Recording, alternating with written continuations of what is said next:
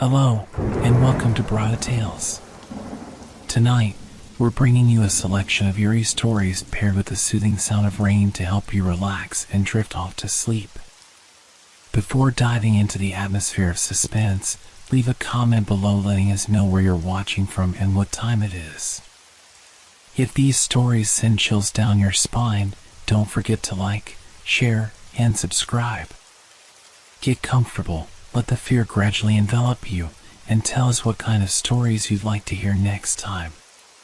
Settle in, we're about to begin. It started with a simple question, one that felt innocent at first. I sat there, staring out the window of the bus, lost in the rhythm of the engine and the soft hum of the streetlights passing by. It was the usual evening ride, quiet, mundane, and peaceful. Or so I thought. The question came from behind me, breaking the silence. A voice, low but distinct, as if it was meant only for me. Do you think he knows? I turned my head, expecting to see anyone, sitting in the seats behind me. The bus was sparsely populated, and there were only a few people around. A man hunched over his phone, an older woman with a book, and a teenager listening to music. Nothing unusual. No one seemed to be talking. I frowned, my heart picking up speed as I turned back to the window. Maybe it was just my imagination. Maybe the soft murmur of the engine had made me hear things. But then, the voice came again, clearer this time. I don't think he does. But he will. It's only a matter of time. My pulse quickened. My hands felt clammy on the grip of my bag. Who were they talking about? Who were they discussing so casually, as if I wasn't sitting there, as if I wasn't a part of the conversation? I glanced again, this time more forcefully, my eyes scanning the surroundings. I met the eyes of the man on his phone for a brief second, but he didn't seem to notice me. The older woman was still reading, her face hidden behind the pages. The teenager, lost in his music, had no idea. I couldn't see anyone talking. But the voices continued. There was no mistaking them now. They were real, close, like whispers from right behind my ear. He's starting to notice, though. That's the problem. My chest tightened. My hands started to tremble, and I had to force myself to breathe steadily. I needed to look. I needed to confront this. Maybe they were just talking about something else. Maybe it was all a mistake. But the words, they were too specific, too personal. I turned once more, my eyes darting over the passengers, searching for the source. There was no one. No one was speaking. No one was looking at me. I felt a sudden shift in the air, a cold draft creeping through the bus, despite the heat outside. It made my skin crawl. I could feel eyes on me, even though everyone else was minding their own business. My mind raced. Maybe I was losing it. Maybe the stress of the day was getting to me. But how could I explain the feeling of being watched, the certainty that the voices were talking about me specifically? I tried to calm myself, focusing on the passing lights outside. I could almost convince myself that it was just a trick of the mind. But then, I heard it again. Tonight. He'll know the truth tonight. The words hung in the air, heavy, like they carried a weight of something far darker than a simple observation. I tried to ignore it, to pretend that the world outside the bus was still real, that nothing had changed.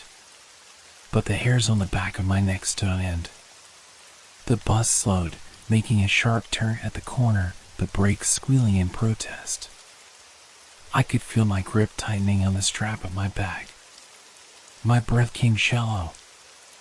I knew I had to look again. I had to confirm if I was just imagining all of this. I spun around. No one. The same faces, the same indifferent expressions. Yet, the words still echoed in my ears. He'll know tonight. The door of the bus opened as we reached my stop. I stumbled to my feet, my legs unsteady, my mind spinning. I tried to move quickly, not wanting to stay a second longer on that bus. My hand grasped the handle as I stepped out onto the sidewalk, my body moving on autopilot, desperate to escape the oppressive atmosphere that had built up in the last few minutes. But as I stepped onto the street, the voices followed. Not from the bus, but from the air around me. The same whispers. The same words. He's here.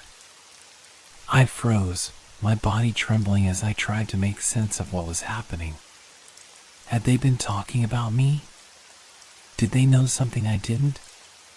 Suddenly, the feeling of being watched intensified. The world around me felt too still, too silent. Every shadow seemed to shift, and every passerby felt like a potential threat. My heart raced as I looked around, wondering if I was being followed. But there was no one. No one but me. And the voice, the whisper, that seemed to come from every direction. He'll find out. It's too late now. The truth? What truth? What was happening? I didn't know. But I felt the danger, the presence of something waiting for me. Something I couldn't see but knew was there, just out of reach. And I realized, with a growing horror, that I couldn't run from it. Because it was already inside my head. I walked quickly, my steps quickening as if the shadows were closing in on me.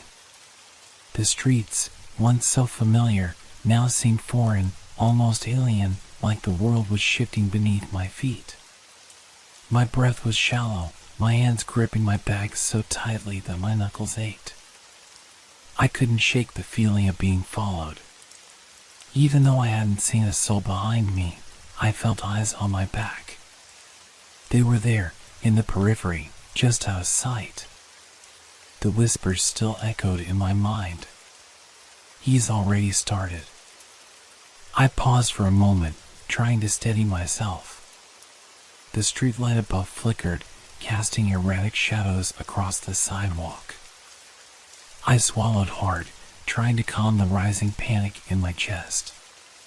It's all in my head, I told myself. Just my mind playing tricks. But the doubt gnawed at me. What if it wasn't? What if those voices, those strange whispers, were real? What if they weren't just a product of my imagination? I forced myself to focus. I needed to get home, to lock the door behind me, to feel safe again. But the walk felt longer, as if the distance between the bus stop and my apartment had somehow stretched. As I rounded the corner of my street, I glanced up at the building where I lived. It looked the same as always, silent and still. The apartment windows glowed softly with the lights from within, but the shadows cast by the trees made the place feel cold and unwelcoming. I pushed the door open, stepping into the hallway. The familiar sound of the buzzer from the elevator was absent, as if the building was holding its breath. I reached my door quickly, and as I did, I noticed something odd. There, on the floor just outside my apartment, was a letter. It was an envelope, plain, with no stamp, no address. The only thing on it was my name, written in neat, deliberate handwriting. My heart pounded as I crouched down to pick it up. I knew, deep down, that it was the same kind of letter I had found earlier that day when I first started to hear the voices. I could feel the weight of it in my hand, as if it carried something more than just paper. I stared at the envelope for a long moment, the whispers from the bus still echoing in my mind. He'll know by tonight. With trembling hands, I tore the envelope open, Inside, there was a single piece of paper, folded neatly. As I unfolded it, I saw the words written inside, clear as day. You're not alone. Tonight, they will come. Don't trust anyone. Keep your doors locked, your windows sealed. If you can, stay hidden. They are watching. They know everything.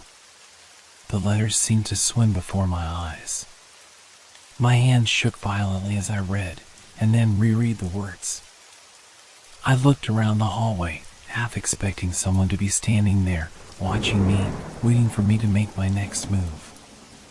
But there was no one. The hallway was empty, still. I swallowed hard, my pulse racing. Who could have sent this? How did they know? Who knew? The sudden realization hit me like a punch in the stomach. It was the same handwriting, the same message, the same warning that had been spoken on the bus. Tonight, they will come. I had to act fast. The feeling of dread that had settled in my chest was now a heavy weight, pulling me down. There was no one here in the hallway, but I could feel the presence of something watching me, waiting. The air seemed thick, charged with an energy I couldn't place.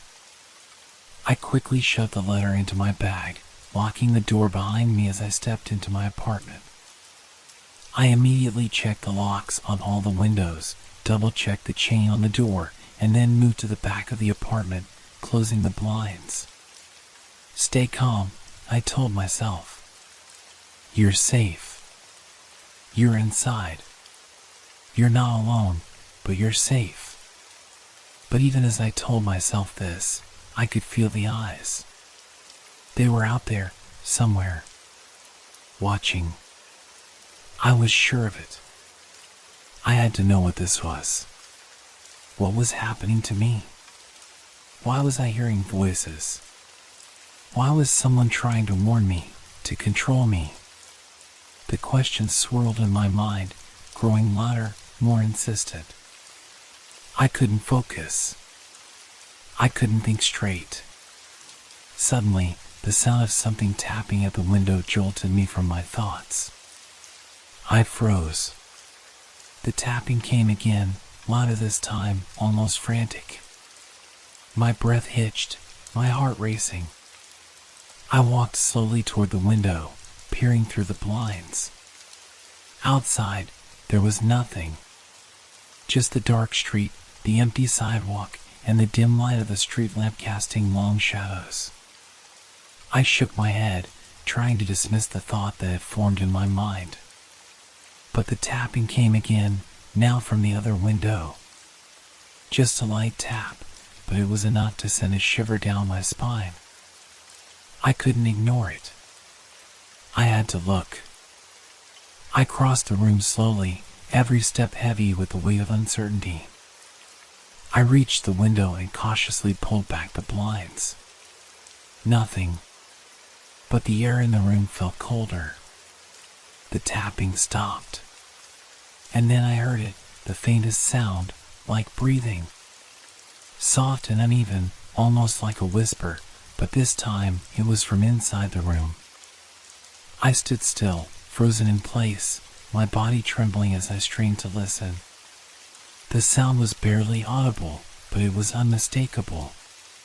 Something, was breathing. And it wasn't coming from outside the window. I glanced around the room, my eyes darting from corner to corner, searching for the source of the sound. The silence that followed was almost worse than the breath itself.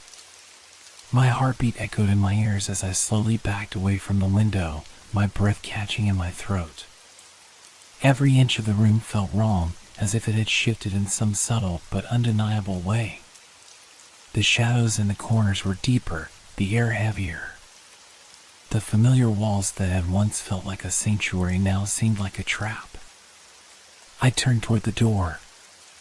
The letter, the warnings, it all came crashing back in. Don't trust anyone. Keep your doors locked. I rushed to the door and checked the locks once again, even though I knew they were secure. I needed to do something, anything, to feel in control. My mind was a whirlwind, racing from one thought to the next, but no matter how hard I tried, I couldn't calm myself. Then, just as I began to think the worst was over, the noise came again. A soft creak, like the sound of a floorboard being pressed under weight, followed by another, and then the unmistakable rustle of something shifting in the dark. I was not alone. My heart pounded in my chest as I turned toward the source of the noise. The hallway beyond my apartment door was still, but I couldn't shake the feeling that something was lurking just out of sight. I grabbed my phone from the table, my hand shaking as I tried to unlock it. The screen flickered for a second, then froze. I pressed harder, but it didn't respond. Panic surged through me as I slammed the phone down on the table. I needed to get out. I had to leave, to run, but where? There was nowhere safe. The creaking continued, louder now, as if something, or someone, was moving through my apartment. My breath hitched, and I hesitated. What if I wasn't hearing things? What if I was actually being watched, trapped in my own home by forces I couldn't understand? I slowly turned toward the back of the apartment, where the sound seemed to be coming from. The hallway that led to the bathroom and bedroom was now shrouded in darkness, the only light coming from the faint glow of the street lamp outside the window. I moved cautiously, step by step, barely making a sound. Each floorboard creaked under my weight, but I didn't dare stop. I had to know what was happening. As I approached the hallway, the rustling grew louder, now accompanied by faint whispers, low and unintelligible. I could feel them, pressing in on me, the walls closing in as I stepped further into the darkness. I reached the end of the hall. The whispers stopped. The air was still, almost suffocating. I slowly pushed open the door to my bedroom. The room was dark, but something was off. The shadows seemed deeper, more pronounced, as though the night had swallowed the room whole. My bed was untouched, the covers neatly tucked. But there, in the corner, sat a chair. The old, wooden chair I had kept in the room for years. It had been there, in the same place, every time I'd looked. But now, it was turned toward me, facing the door, as if waiting for someone to sit.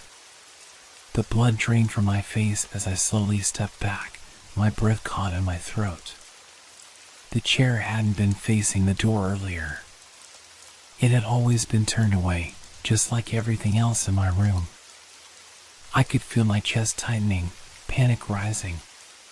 The whispers, now louder, more distinct, began to invade my thoughts. It's too late.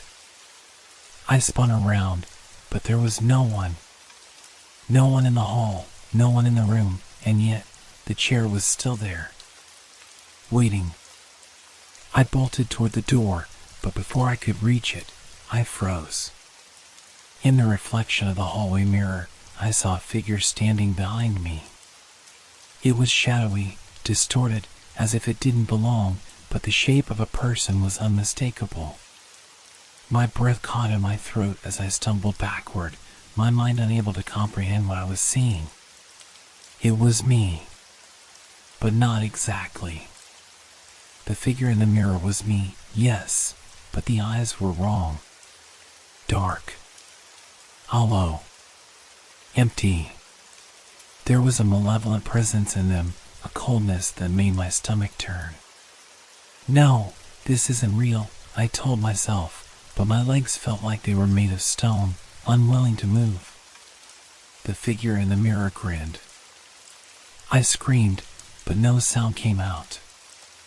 I opened my mouth again, but nothing but silence filled the room. The figure, I raised a hand and waved. I stumbled backward, my heart hammering, my breathing shallow, as the reflection continued to smile, its eyes never leaving mine. Then the door slammed shut.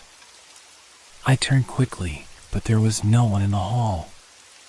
The room was empty. The whispers had stopped. The only sound now was my ragged breath as I stood there, staring at the door, trembling uncontrollably. They were right. They were watching me. I was no longer alone. But now, I couldn't tell where the danger was coming from. Was it in the room with me? Or had I brought it upon myself? The answers were slipping through my fingers, and the only thing left was the fear. The fear of knowing that whatever was happening, whatever I was hearing, was real. And I didn't know how to escape it. The worst part? I didn't know if I even wanted to escape anymore. I stood in the hallway, my breath ragged, my mind spinning. The door to my bedroom felt miles away, a prison I was desperate to escape from, but also terrified to leave. What if I opened the door and the figure, the thing, was still there, waiting? What if it was right behind me, just out of sight, watching every move I made? I felt the walls close in, the air thick and stifling. The whispers started again, distant at first, like a faint murmur carried by the wind, but quickly growing louder, more urgent. It's too late. You should have listened. I pressed my back against the cool surface of the hallway wall, trying to steady myself, but the voices were everywhere, seeping into my thoughts, becoming a part of me. They were inside my head now. It's too late. You can't escape. I squeezed my eyes shut, trying to block them out, but the words persisted. They were as clear as if someone was standing right beside me, whispering them into my ear. My hands shook as I reached for the doorknob of my apartment, hoping, praying that the outside world would offer some comfort. I twisted it, pulling the door open with a quick yank. Nothing. The world outside my apartment was the same as it had been when I first entered. The streetlight outside blinked erratically, casting long shadows across the quiet street. No one in sight. I stepped outside, hoping the fresh air would help clear my mind, but it only seemed to heighten the pressure in my chest. The chill of the evening wrapped itself around me like an icy hand.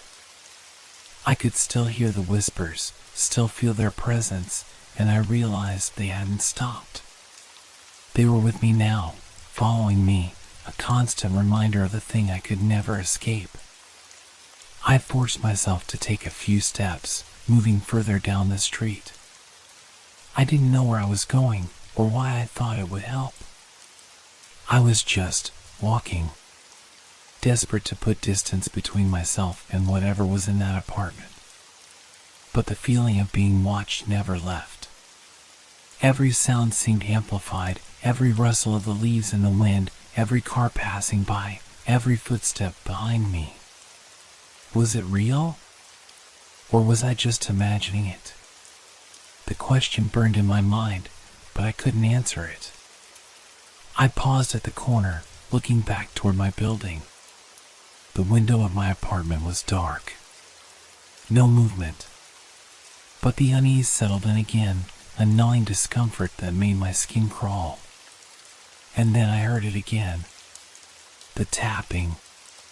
Soft at first, like a tap on glass, then louder, more insistent. It wasn't coming from behind me. It wasn't coming from the street. It was coming from the air, from the space around me. I spun around, my eyes darting left and right, searching the shadows, but I saw nothing. My heart raced, my legs frozen in place. The tapping continued, rhythmic now, like a countdown. I had to go back. I had to get out. I turned toward my building, my feet moving on their own, as though they were being controlled by some unseen force. The tapping followed, now accompanied by a low, almost imperceptible hum. a strange vibration in the air that set my teeth on edge. I reached my door and opened it quickly, stepping inside with shaky hands. The apartment was still empty, just as it had been before. No figures. No shadows. No whispering voices. But there, in the middle of the room, stood the chair. I hadn't touched it. I hadn't moved it. And yet, it was now facing me, perfectly positioned in the center of the room. Who's moving it? My hands were slick with sweat as I approached, but I couldn't take my eyes off the chair. It was a simple piece of furniture, old, worn, but it had never seemed important. Not until now.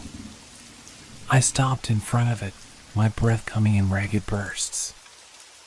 I reached out, slowly, unsure of what I expected to happen. The instant my fingers brushed against the armrest, the whispers intensified. They were inside me now, screaming. My head throbbed with the weight of them. Turn around. He's right behind you. I spun around. Nothing. Just the empty room. Just the stillness, the silence that screamed louder than the voices ever could. I stood there for a moment, frozen, my mind racing, but there was no one behind me. No shadow. No presence. And yet, I could feel it. I felt it the way you feel the weight of someone watching you, the pressure of their gaze on your skin, even though you can't see them. The breath on the back of my neck. The tapping began again, but this time it wasn't a soft tap. It was a thudding, a pounding sound, as though something was hammering against the walls from the inside. I turned, my legs weak beneath me, and stared at the walls. They were shaking. The windows rattled. The floor beneath me felt like it was trembling. But there was nothing visible, nothing I could touch. I had to get out. I had to escape this place. This was no longer a home. It was a trap. I stumbled toward the door, my eyes never leaving the chair. The thudding grew louder, more frantic, as if whatever was inside was trying to break free. I fumbled with the door handle, trying to force it open, but it wouldn't budge. It's locked. I'm locked in here. The pounding stopped suddenly, as though the world had taken a collective breath. The silence that followed was deafening. I backed away from the door, my heart pounding in my chest. I could hear my own breath, shaky and irregular. The whispers had stopped. The chair was still, silent. And then I heard it. A voice, soft and clear, coming from the direction of the chair. But it wasn't the same voice as before. It wasn't the whispers. It was something else. You can't leave. The words echoed through the room.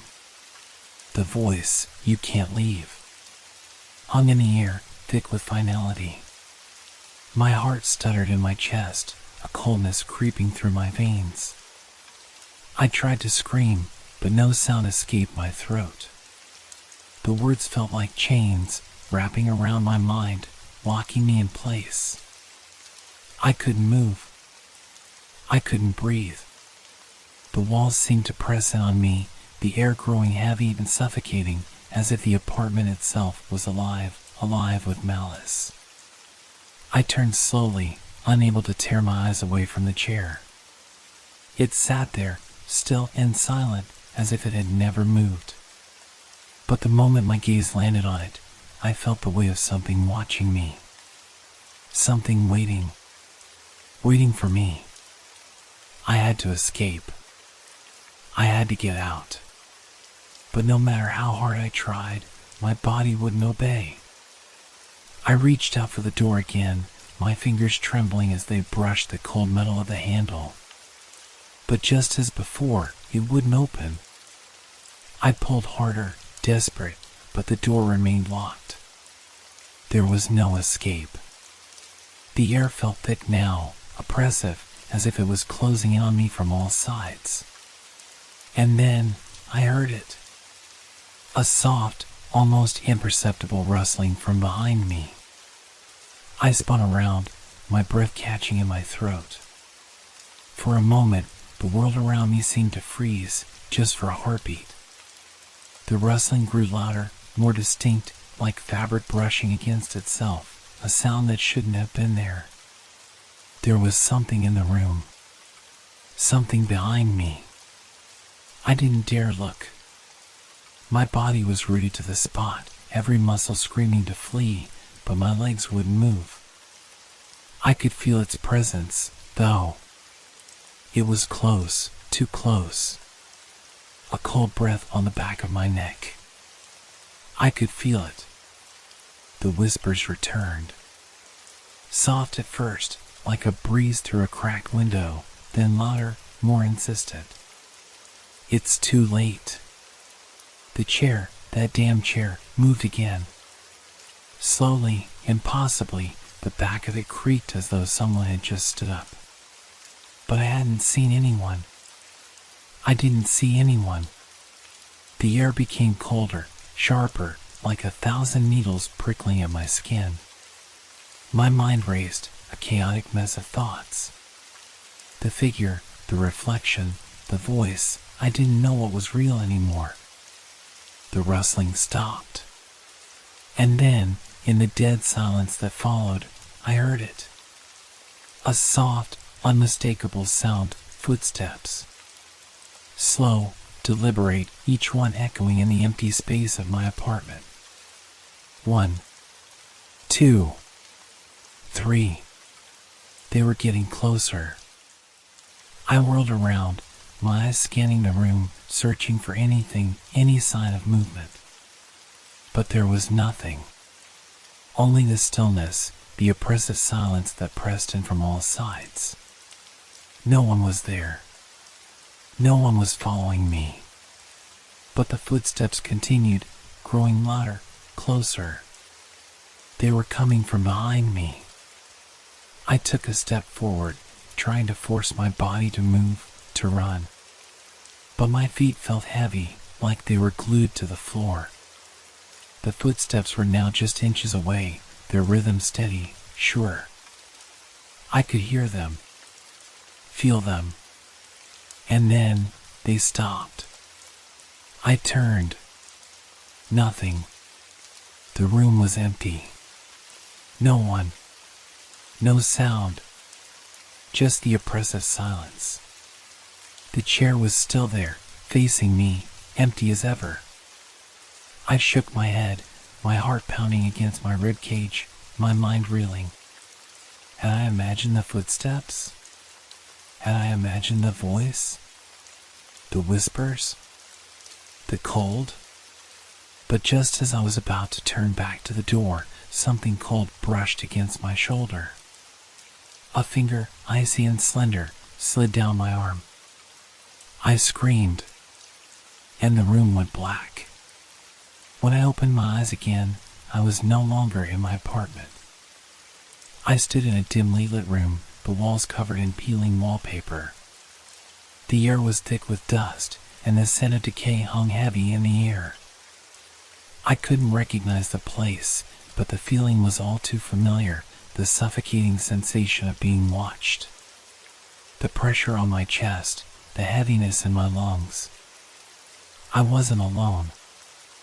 I could hear something moving, shifting in the darkness, but it wasn't human. The sounds were too unnatural, too wrong. Like the scraping of metal on stone, or the whisper of something that didn't belong. You should have listened. The voice came again, but it wasn't from any particular direction. It was all around me. I tried to scream, but my voice didn't come out. My throat felt tight, as if something was choking me from the inside. I gasped for air, but it was thin, suffocating. I stumbled forward, my hands reaching out for something, anything, solid to hold on to, but everything around me seemed to dissolve into shadow, like it wasn't real.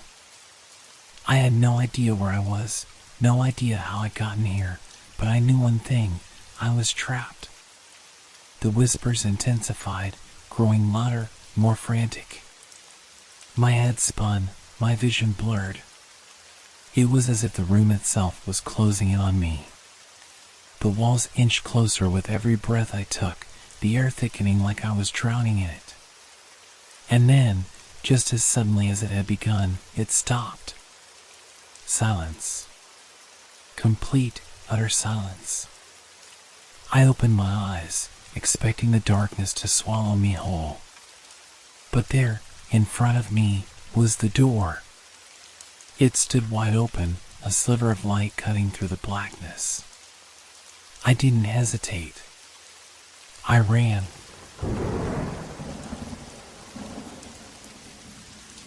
It was just another normal evening. At least, it felt like it. The low hum of the refrigerator, the distant noise of cars passing outside, the dull flicker of the old light bulb in the corner, everything was as it should be. Or so I thought. I had recently moved into this small, rented apartment. It was nothing special, just a place to lay my head after a long day at work. The walls were bare, the floor creaked underfoot, and the smell of fresh paint still lingered in the air.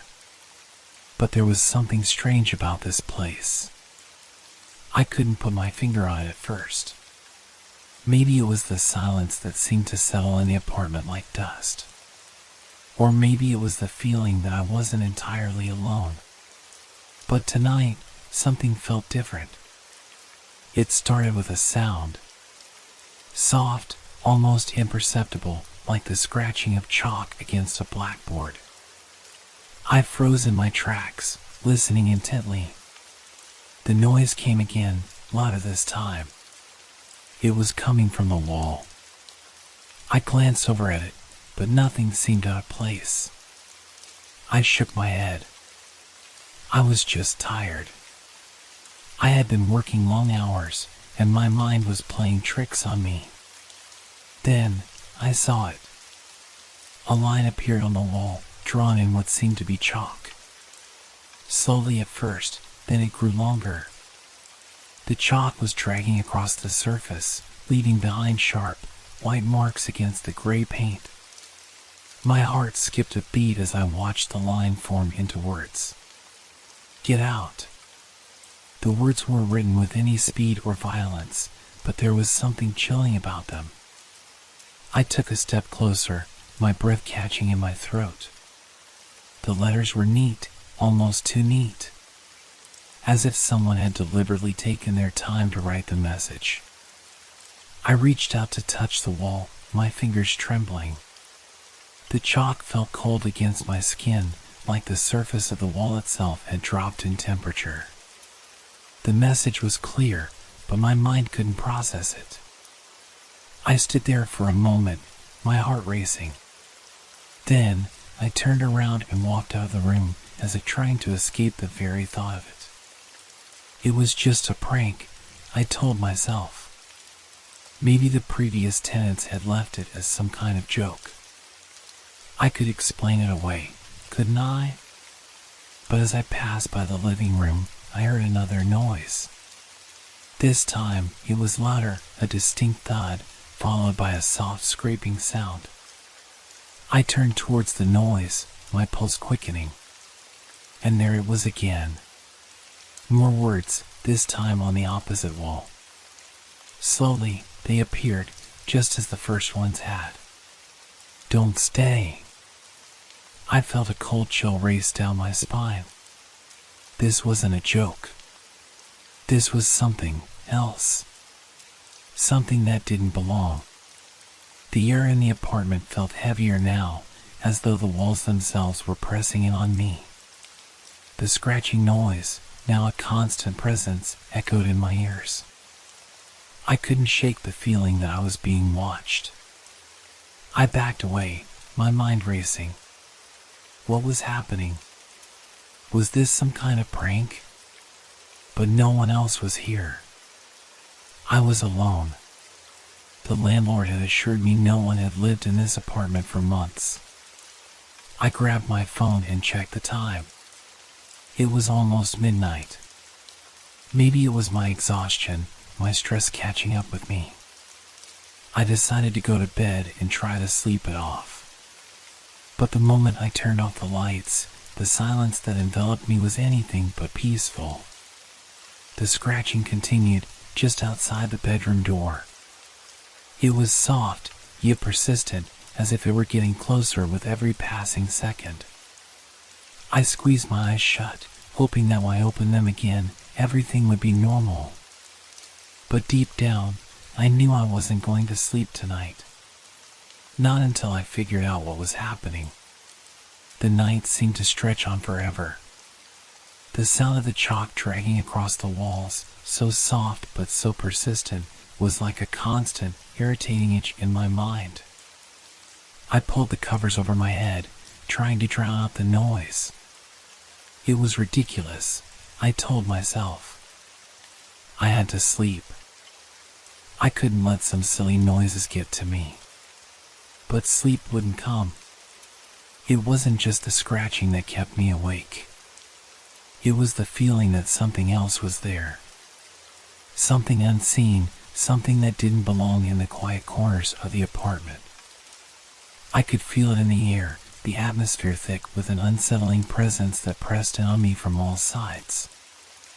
I shifted uncomfortably in bed, my heart pounding in my chest. The noise stopped for a moment, and I thought maybe, just maybe, it was over. But then the temperature in the room seemed to drop. The air turned icy cold, seeping through the blankets, sending a chill through my bones. I heard the scratching again, but this time it was different. It was louder, almost like footsteps scraping across the floor. They were slow, deliberate. I held my breath, straining to hear, trying to make sense of the sounds. Then, suddenly, it stopped. I sat up in bed, my pulse racing. The silence was deafening. It was as if the entire apartment had been frozen in place. No more scratching. No more noises. Just a heavy, suffocating quiet. But that only made the situation worse. The silence was unnatural. The kind of silence that made your skin crawl and your mind race with the worst possible scenarios. I could feel my thoughts spiraling, but I couldn't stop them. What if the walls weren't just walls? What if the apartment was alive somehow? What if something was trying to warn me? Or worse, what if it was already too late? I swung my legs over the side of the bed, my feet touching the cold floor. The apartment was pitch dark, and I could barely make out the outline of the walls. But I could feel them. I could feel the space around me closing in, as though the very room was watching me, waiting. I grabbed my phone, the light from the screen offering little comfort. I dialed the landlord's number, my fingers trembling as I pressed the call button. The phone rang, then went to voicemail. "Hello, you've reached Mark. Leave a message." I ended the call without leaving a message. There was nothing to say anyway. No one would believe me. How could I explain this? How could I tell anyone that I was being haunted by words on the wall? Words that disappear after a few hours, only to be replaced by new ones? I stood there for a moment, the weight of the silence pressing on me again. But then, just as I was about to give in to the panic rising in my chest, I heard it. A whisper. It was barely audible, but unmistakable. A soft, breathy voice, as if someone were standing right behind me, their mouth close to my ear. "Leave now." I froze. My heart skipped a beat. I turned around, but no one was there. The apartment was empty, still, as if it had always been.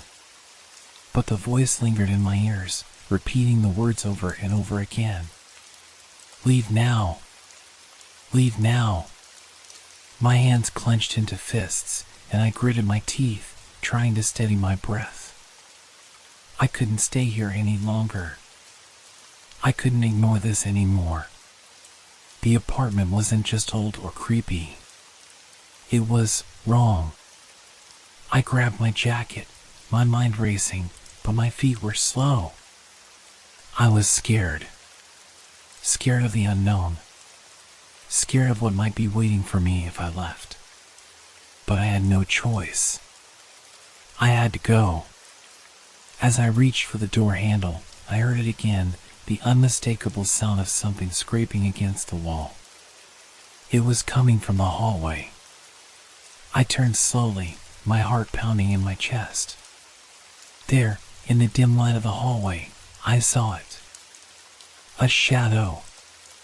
Tall and thin, stretching across the wall like a dark figure that didn't belong. My breath caught in my throat. I wasn't alone.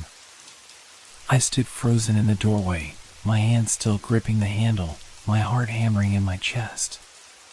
The shadow was unmistakable, tall, thin, and stretching unnaturally long across the wall. It didn't move. It didn't flicker like a shadow would in the light. It just was, lingering there in the dim glow of the hallway. The air felt thick with its presence, like the entire apartment was holding its breath. I couldn't move. The longer I stared at it, the more the shadows seemed to shift, becoming less like a simple outline and more like a shape, a figure. Its edges were blurred, as if the darkness itself was bleeding out from the corners of the room, distorting the air. The scraping sound continued, closer now, louder. It was as if whatever was making it was getting nearer, dragging its feet on the floor. I glanced back at the door, my mind screaming at me to leave, to get out of there before it was too late. But my body didn't move. I was rooted to the spot, unable to look away from that dark shape that seemed to grow larger with each passing second. I could feel it. The presence. It was watching me. I didn't need to see its eyes to know it was aware of my every breath, my every movement. And then it moved. The shadow stretched across the hallway, its form twisting and contorting, its edges blurring into a dark mass that seemed to pulse with a life of its own. The air grew colder still, and a sudden gust of wind, though there was no open window, whipped through the apartment, blowing out the dim light above me. I was left in complete darkness. The silence that followed was suffocating, oppressive. I could hear my own breathing, shallow and quick, like a trapped animal. The scratching stopped. The whispering ceased. Only the weight of the presence remained. I stumbled backward, my hands still clutching the doorframe, my mind racing. What was that thing? What had I seen? A shadow, a figure. Was it real? Or was it just my imagination running wild? My pulse pounded in my ears, the room spinning around me as I tried to make sense of what was happening. I needed to leave. I couldn't stay here any longer. But as I turned to flee, I heard the sound again. A soft, almost imperceptible rustle. A shuffling of feet, slow and deliberate. I looked back, and that's when I saw it. The figure was no longer just a shadow on the wall. It had detached itself, standing now in the middle of the hallway, as solid as anything else in the room. Its form was vague, almost like smoke, but darker, denser, with sharp edges that seemed to scrape against the walls as it moved. I froze, terror washing over me. The figure didn't have a face.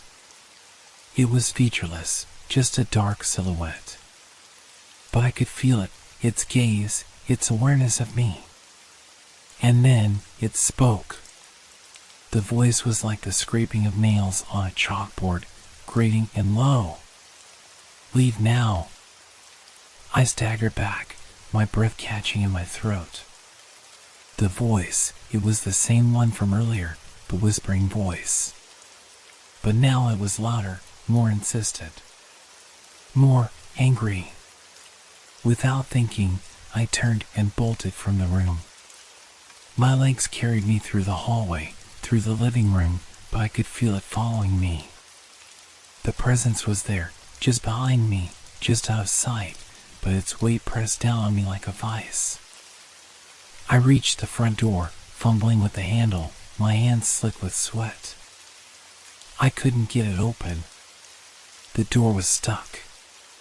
The noise grew louder now, the scraping, the shuffling footsteps. The shadow, no longer confined to the hallway, seemed to be everywhere at once, filling the apartment with its cold, oppressive presence. The air was thick with fear, the walls closing in around me.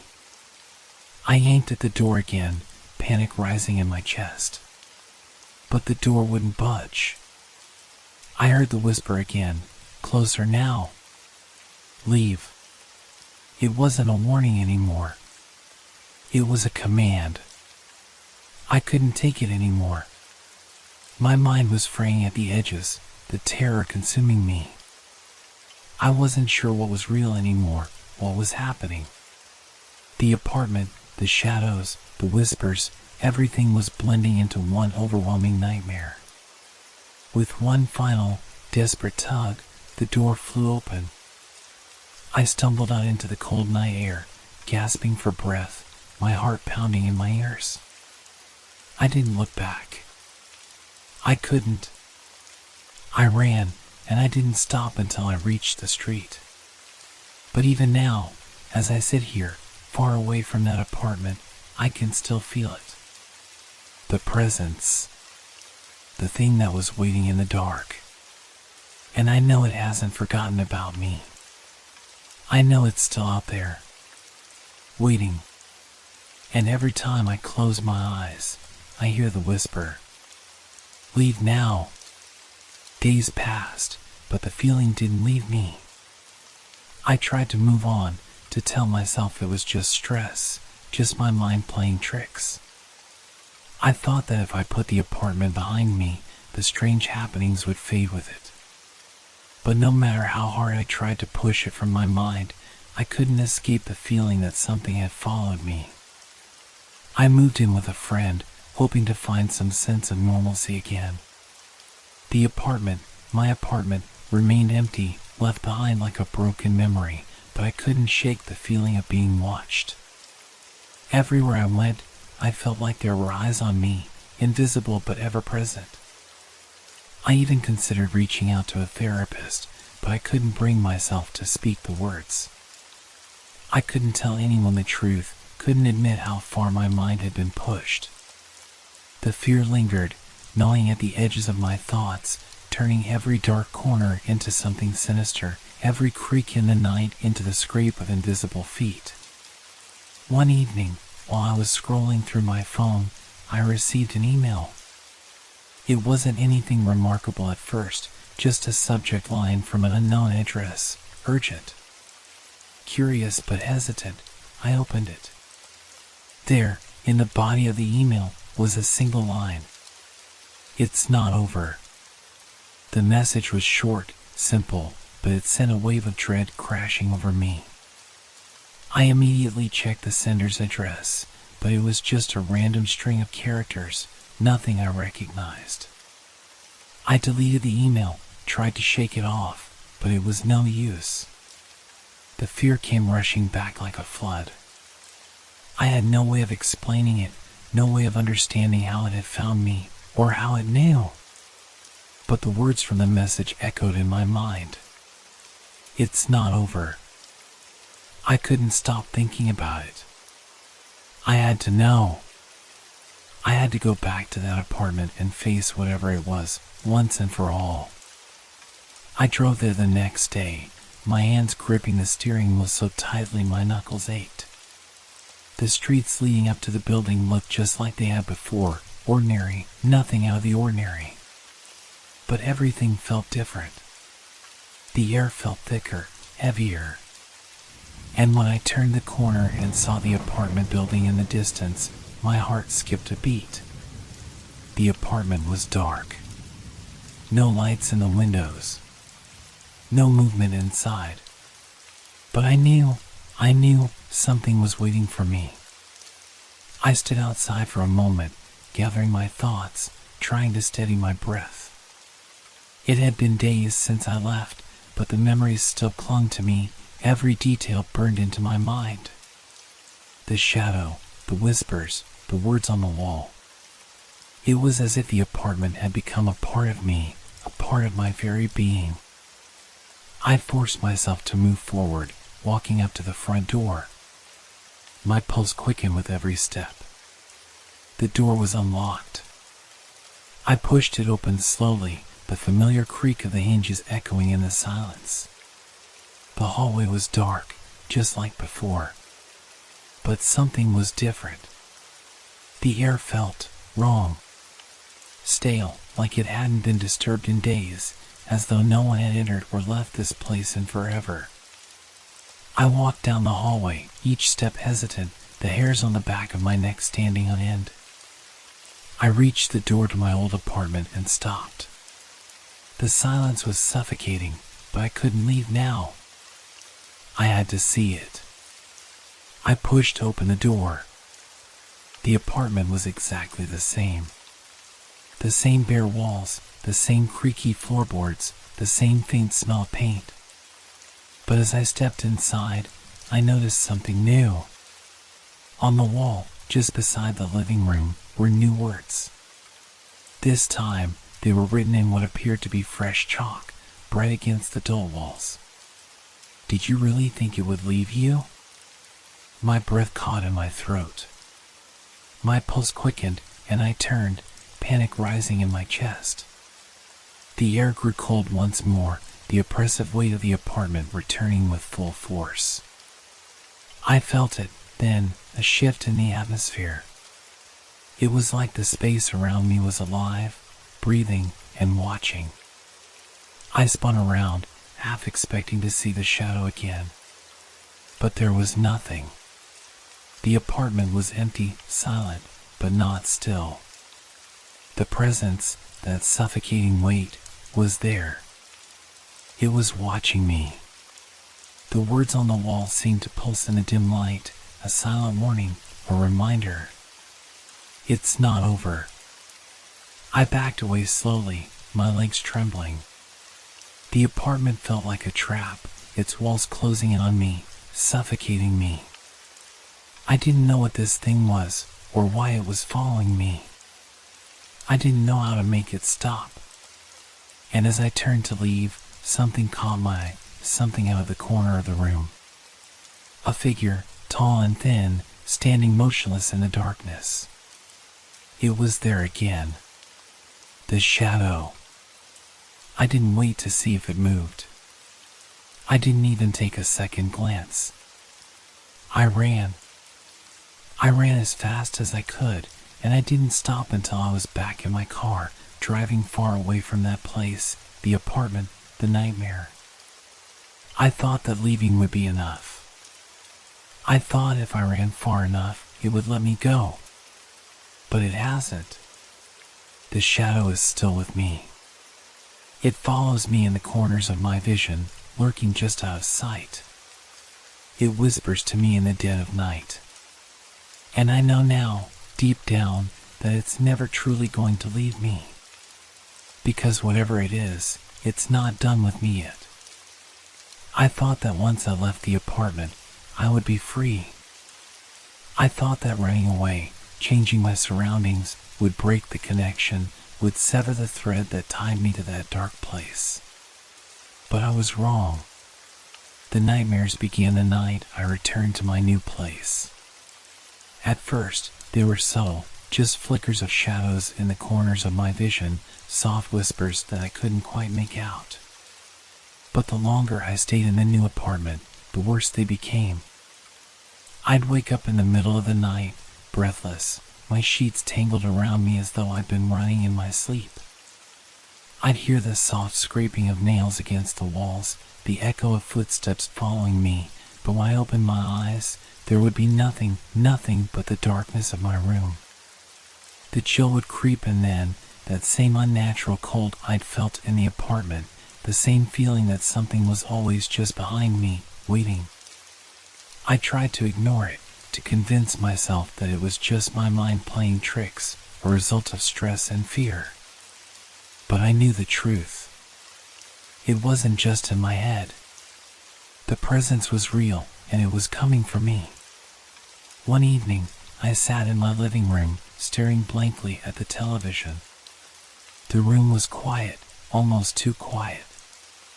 The kind of quiet that presses down on you, fills the space until it becomes suffocating. That's when I heard it again. The scratching. I jumped to my feet, my heart hammering in my chest, the blood rushing to my ears. The sound was familiar, the same chilling scrape that I had heard in the apartment. But this time, it was louder, closer. I turned toward the source of the noise. The walls of my apartment seemed to bend and twist in the shadows, stretching and warping as if they were alive. The air was thick again, and the temperature dropped, sending an icy shiver down my spine. I couldn't breathe. The scraping stopped, and in the silence, I could hear something else. A voice, soft and chilling, whispering from the corner of the room. Did you really think you could escape? I froze, my body paralyzed with fear. The voice, it was the same voice from the apartment, the same whisper I had heard in the dark. It wasn't a dream. It wasn't a hallucination. It was real. And it was here. I stumbled backward, my mind racing for an explanation, any explanation. But there was no escape. The presence was here, right in front of me, and I could feel its eyes, cold, calculating, piercing through me. The shadow appeared again, this time more solid, more distinct. It was standing in the corner of the room, its form stretching unnaturally tall, its edges sharp and jagged, as if the darkness itself was cutting through the air. It didn't move, but I could feel its power. Its suffocating presence filled the room, pressing down on me, pushing the air from my lungs. Leave, the voice whispered again, but this time there was no pleading in it. It was a command, a final warning. Leave, or it will be worse. I didn't need to be told twice. My legs moved before I could think, before I could process what was happening. I rushed toward the door, my breath coming in ragged gasps, my hands shaking as I fumbled for the handle. But just as I reached it, I felt the cold fingers of the shadow on my back. It wasn't physical. It was something else, something darker, like it was inside me, pulling at my very soul. I pushed open the door and stumbled out into the hallway, my heart pounding, the walls closing in. I didn't stop running until I was outside, until the fresh air hit my face and I could finally breathe again. I stood there, gasping for breath, looking back at the building behind me. It seemed so ordinary, so normal. But I knew better now. The apartment, the shadow, the whispers, they were all a part of something I couldn't escape. It's been weeks now, and I've tried everything to outrun it. I've moved again, found a new place, far from the apartment where it all started. But the shadow follows me. The whispers never stop. I've realized something now. There's no escape. The presence, whatever it is, has marked me. It's tied to me, and no matter where I go, it will always be with me, lurking in the dark, waiting. I can feel it even now, as I sit in this new place. The cold, the shadows, the whispers. It's not over, and I don't think it ever will be.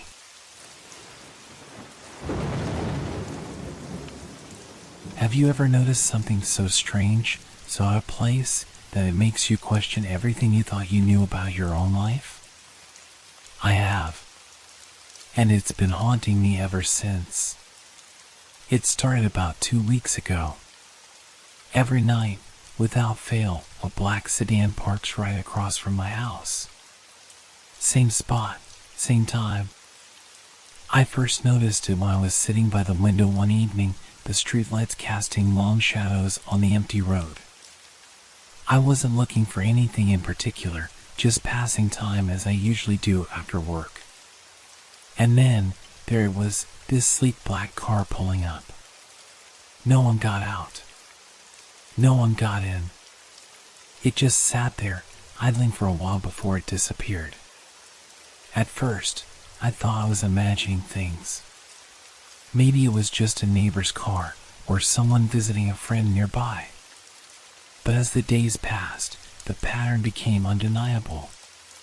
Every night, the same car, the same spot. It wasn't just the frequency of its arrival, it was the oddity of it. The car never seemed to have a driver. It never moved until after a long time had passed. And when it left, it was as if it melted into the shadows, vanishing completely. Naturally, I began to feel uneasy. I mean, who wouldn't? But it wasn't just the car that bothered me, it was the silence. I live in a quiet neighborhood, the kind where every small sound echoes and every footstep is noticed. The car would come at exactly the same time, and no one ever seemed to notice it but me. I tried to ignore it for a while, convincing myself that it wasn't important. But as the nights wore on, I couldn't help but watch. I kept my blinds slightly open, just enough to catch a glimpse. And then one night, something happened. It was around midnight when I noticed the car had arrived once again. I was lying in bed, staring at the ceiling, trying to fall asleep. But something made me get up. I didn't know why, but I felt a sudden compulsion to look out the window. When I did, I saw the car exactly where it always parked. But this time, something was different. There was a figure standing next to it. I couldn't make out any details at first, the figure a mere silhouette in the dim light. But I could tell it was tall, thin, and completely still, like it was waiting for something. I squinted, my heart beginning to race. It was strange, so strange, in fact, that I couldn't pull myself away from the window. The figure stayed there for what felt like an eternity, unmoving. I was afraid to blink, afraid that if I did, I would miss something important. And then, just as quickly as it had appeared, the figure was gone. The car was still there, sitting in the same spot, but the person, if that's even what it had been, was nowhere to be seen. I don't know how long I stood there, just staring, trying to process what I had just witnessed. It made no sense. None of it did. I thought about calling the police, but what could I say? There was no crime, no clear danger. Just a man standing near a car in the middle of the night. I wanted to forget it. I really did. But the feeling lingered. The unease, the nagging thought that there was something wrong. Something I couldn't see, but could feel deep in my bones. The next night, the car was there again. Same time. Same spot. And this time, I was determined to find out what was really going on. I grabbed my phone, careful not to make a sound, and slid quietly to the window. My heart raced in anticipation as I unlocked my phone and opened the camera app. If I could get a picture, maybe I could show someone, maybe I could prove that I wasn't imagining things. I aimed the camera at the black sedan, but before I could press the shutter, something strange happened. The screen went black. I checked the phone, thinking maybe the battery had died, but it was fully charged. I tried again. Same result. The camera wouldn't work. It was then that I noticed something else. The car was gone. Just like that. It had vanished without a trace, as though it had never been there at all. My mind raced. I must have missed something. Maybe it had left while I wasn't paying attention, but I was certain that it had been there only moments ago. I stood by the window for a long time, my phone still in my hand, the eerie silence of the street pressing down on me. And then I saw it. The faint outline of someone, disappearing into the darkness at the end of the street. The figure from the night before. But it wasn't just standing anymore. It was walking, slowly and deliberately, as though it knew exactly where it was going. I couldn't move. My heart pounded in my chest as the realization hit me. The figure, the car, they weren't random. They weren't coincidences. There was a pattern here, and I was being drawn into it. But who was this person? Why was the car always there? Why did it disappear whenever I tried to get a picture? I didn't know yet, but I was going to find out. Because something about the car and the figure wasn't just strange. It was dangerous. And I was going to be the one to uncover the truth. The next night, I couldn't sleep. I kept thinking about what I had seen, the figure, the car, how it vanished as soon as I tried to take a picture. Every time I closed my eyes, the image of the shadowy figure kept flashing behind my eyelids. My mind was racing, piecing together the fragments of that strange night. I felt like I was being drawn into something much bigger, something I didn't understand but couldn't ignore. I decided that tonight would be different. I had to find out what was going on. I couldn't just sit there and let it continue. I had to confront whatever was happening. I waited until it was almost midnight, the usual time the black car would appear. My heart was pounding in my chest as I sat in the living room, staring out the window, watching the empty street below. The silence was oppressive, thick with anticipation. Every few seconds, I glanced at my phone, the camera app open, ready to take the picture I had failed to capture the night before. Minutes passed, and nothing happened. I thought maybe I was just imagining it all. Perhaps the car wouldn't show tonight. Maybe it was just a coincidence, a trick of the mind. But then, exactly at midnight, there it was. The black sedan pulled into its usual spot, the headlights briefly illuminating the street as it came to a stop. I felt a chill run down my spine, but I was determined. I wasn't going to let this slip away again. I grabbed my phone, keeping my movements slow and quiet. The car sat there, idle as always, the engine humming softly in the still night air. I aimed my phone toward the car, my finger hovering over the shutter. I could feel the weight of my breath, the anxiety that gripped me as I tried to steady my hands. And then, just as I was about to press the button, the car's engine cut off. I froze. The sudden silence was suffocating. I couldn't see anything, no movement, no figures. Nothing but the car, sitting perfectly still. But I could feel it. There was something out there, something watching me. I waited. I wasn't sure for how long. Minutes? Seconds? It felt like an eternity. The hair on the back of my neck stood up. My instinct screamed at me to look away, to forget about it and go back to bed. But I couldn't. I had to know. I had to know who was behind this. And then, the figure appeared again. It emerged from the shadows, walking slowly toward the car. The same tall, thin shape. I could see it more clearly now, though still only as a shadow against the dark street. There was something unsettling about the way it moved, too fluid, too deliberate, like it wasn't quite human. I raised the phone again, focusing on the figure, my fingers trembling as I aimed. But as I tried to take the photo, the same thing happened. My phone screen went black. I couldn't get a single shot. I swore under my breath, frustrated and terrified.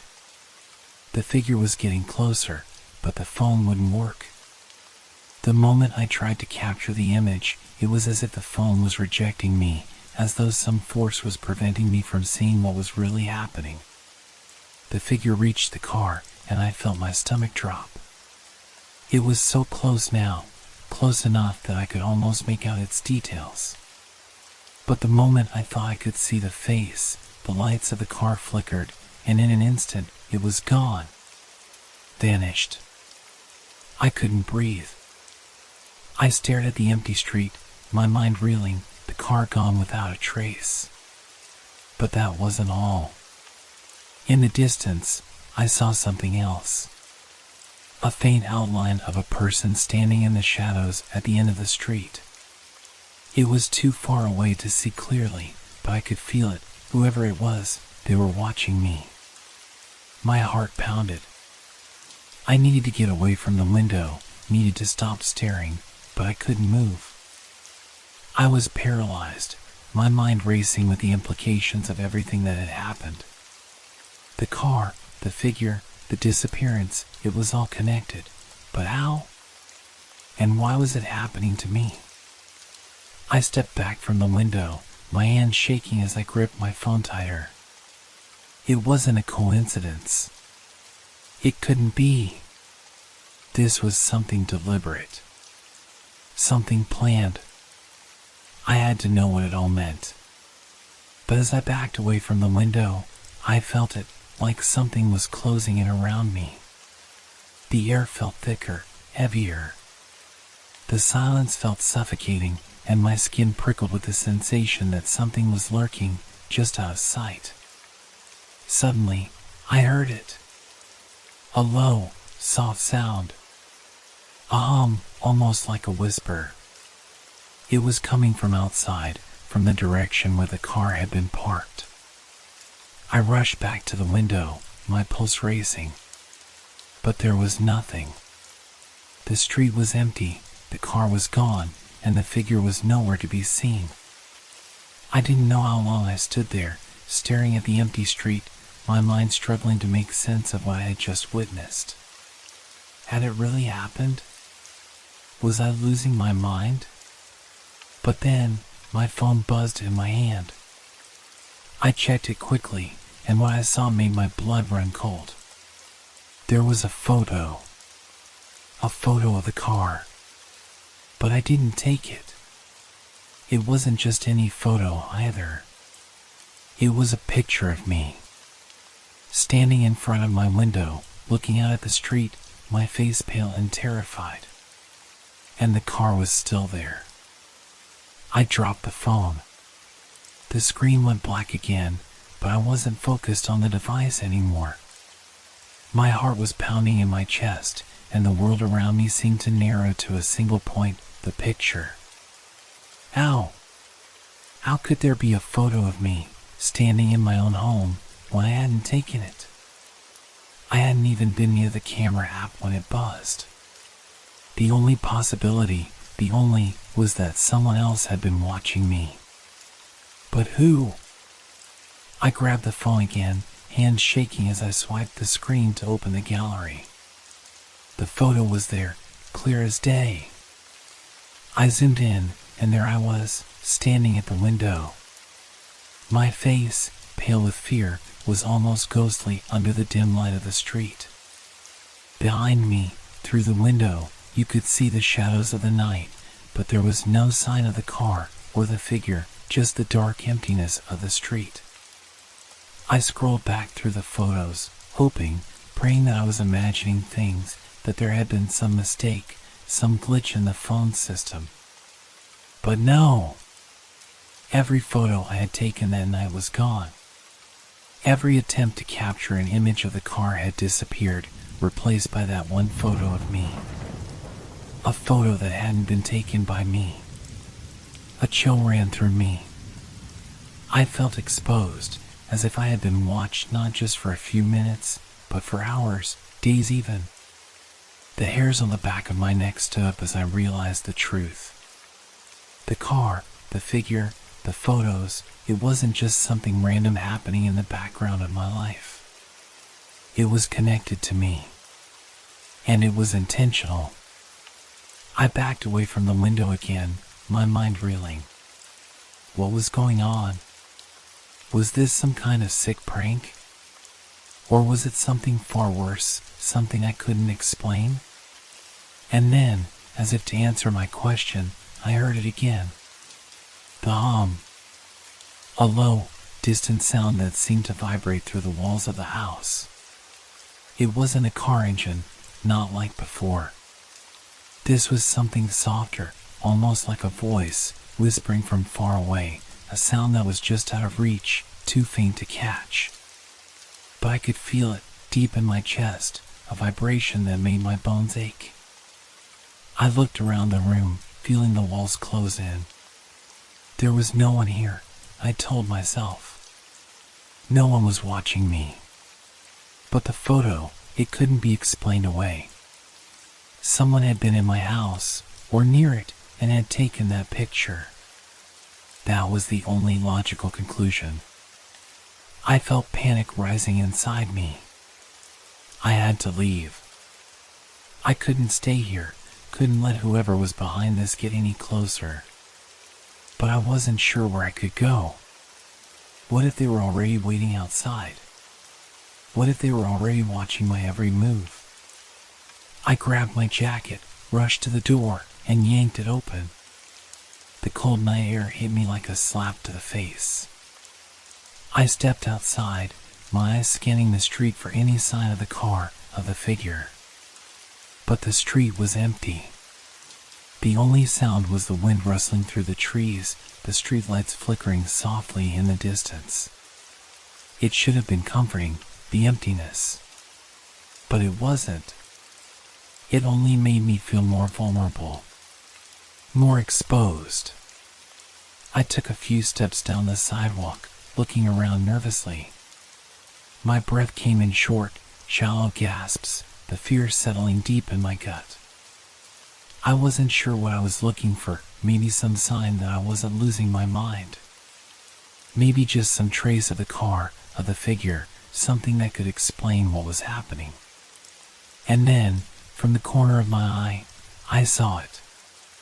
The black sedan, parked on the opposite side of the street. But this time, there was something different about it. It wasn't just sitting there like it had been before. It was moving. The headlights flickered to life, then dimmed. And then, the car started slowly rolling forward, right toward me. I froze. I wanted to run, to get away from the street, from everything, but my feet wouldn't move. I felt paralyzed, rooted to the spot. The car crept closer, the engine making no sound at all, as if it were gliding on air. And then, just as it reached the edge of the sidewalk, the figure appeared. It stepped out from the shadows, tall and thin, just like before. But this time, I could see more details. The figure wore a long, dark coat that fluttered in the wind, its face hidden in shadow, but its eyes, those eyes, shone with an unsettling, unnatural brightness. It was staring right at me, and for a moment, I thought I could feel its gaze, cold and piercing, as if it could see into my very soul. I tried to move, tried to take a step back, but my legs wouldn't obey me. My heart pounded in my chest, my breath coming in short, ragged gasps. The car was just a few feet away now, and the figure was closing the distance between us. And then, just as it reached out toward me, a voice, a low, guttural whisper, spoke from the darkness. "You can't escape." I stumbled backward, finally finding the strength to move, and ran toward my house. But as I reached the door, I heard something that froze me in my tracks. The car, the figure, they weren't following me. They were behind me. They were inside. The door to my house was wide open. I hadn't left it that way. I turned and bolted inside, heart hammering in my chest. I slammed the door shut, locked it, and backed away from it, my eyes fixed on the dark hallway beyond. I wasn't sure what I was expecting to find, but I couldn't shake the feeling that something was already there. Something had entered with me. The silence felt deafening. The house, once familiar and safe, now felt like a trap, closing in on me from all sides. I turned, my eyes scanning the room, and that's when I saw it. A new photo on my phone. This time, it wasn't a picture of me. It was a picture of my front door. And standing just outside of it was the black sedan. I stared at the photo on my phone, the screen glowing eerily in the darkness of the hallway. My hands trembled, but I couldn't look away. The picture was clear, undeniable. The black sedan was right outside my door, parked at an angle I hadn't seen before, but that wasn't what terrified me most. It was the figure standing beside the car. The same tall, shadowy form. And now, I could see something new. The figure was looking at me, its head tilted slightly, as though it knew I was seeing it. As though it knew I was watching from inside. I swallowed hard, trying to steady my breathing, but the air felt thin, suffocating.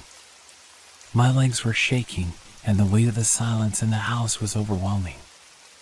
It was as if the walls themselves were closing in around me. I couldn't stay here. I knew that. But where could I go? That car, was blocking the street, and the figure, it wasn't just an observer anymore. It was an active part of whatever was happening. I was no longer just being watched. I was being hunted. I stepped back slowly, my mind racing. There had to be something I could do. Some way to stop this. Then it hit me. The one thing I hadn't tried. The one thing that had been staring me in the face the whole time. The car. It always came at the same time, every night, but what if I could take control? What if I could stop it from coming again?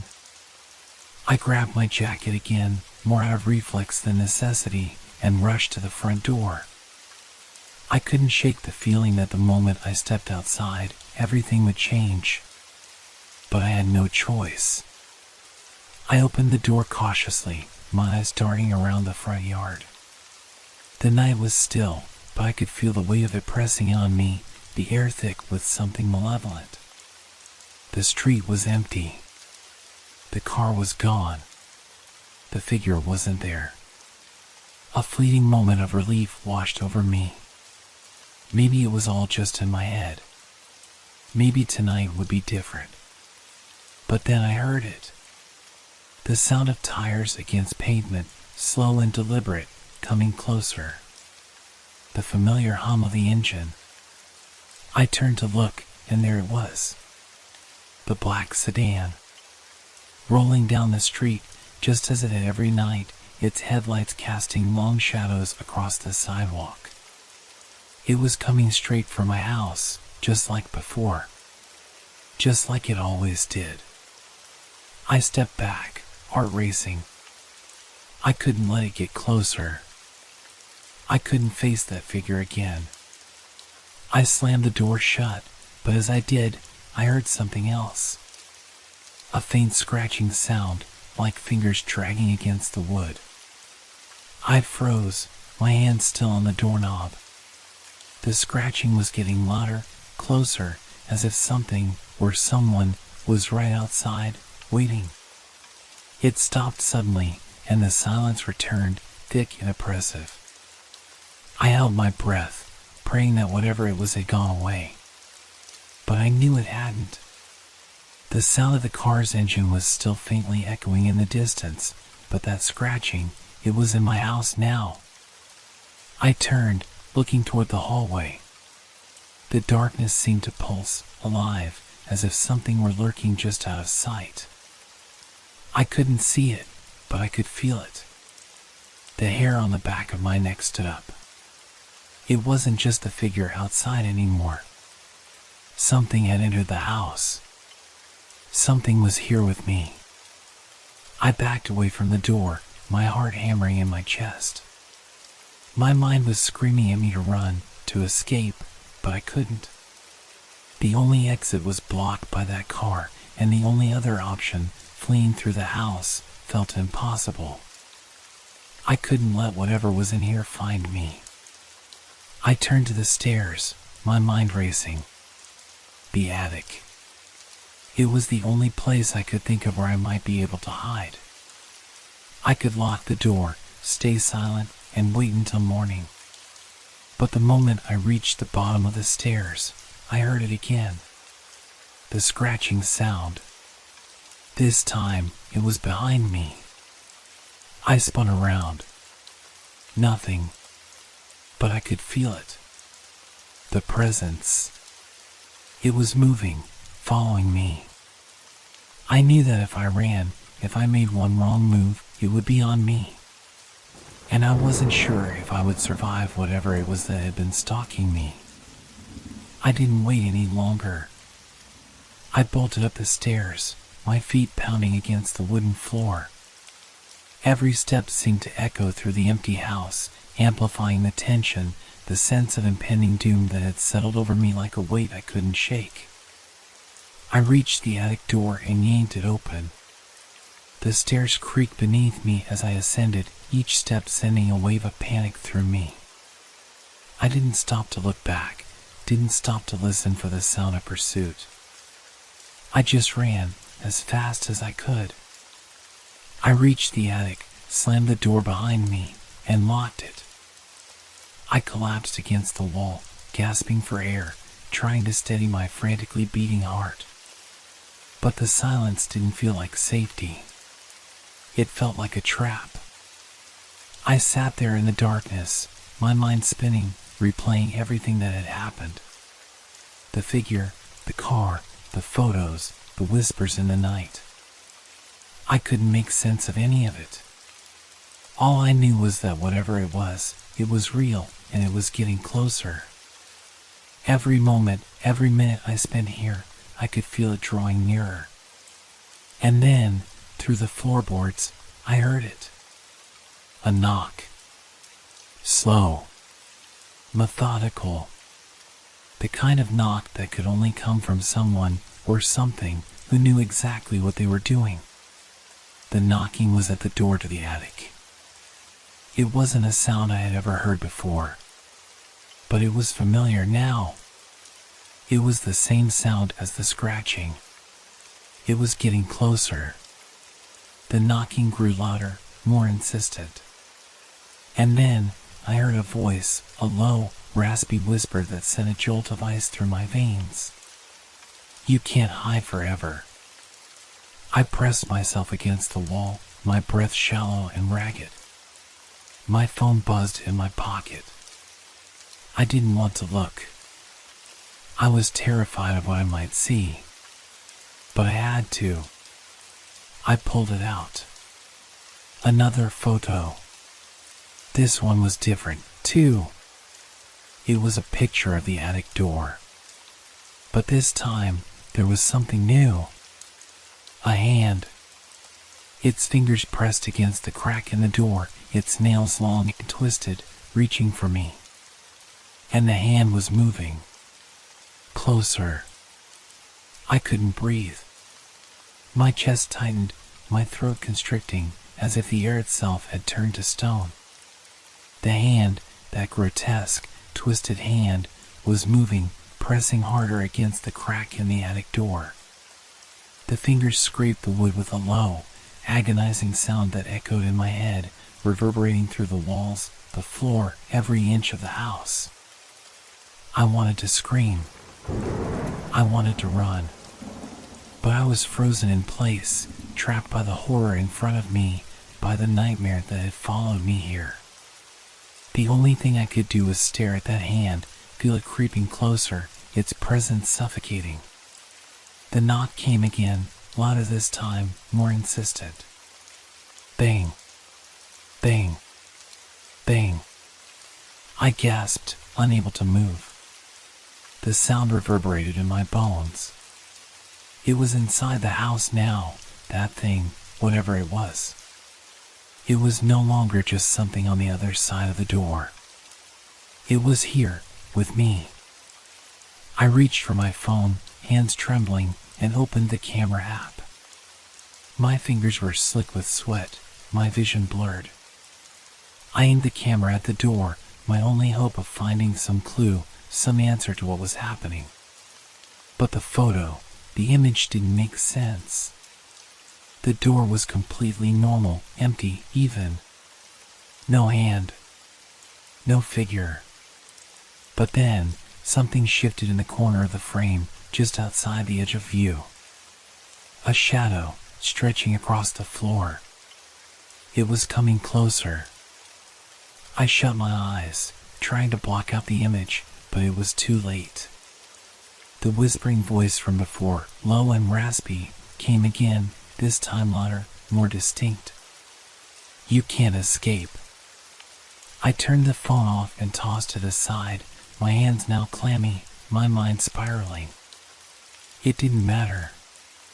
The phone couldn't help me. I was alone. The scratching resumed, this time louder, more frantic. The door was shaking. It felt as if the entire house was groaning under the pressure, like it was trying to hold something back. Something that had been waiting for a long time. And then it hit me, the realization hit like a punch to the gut. I had made a mistake.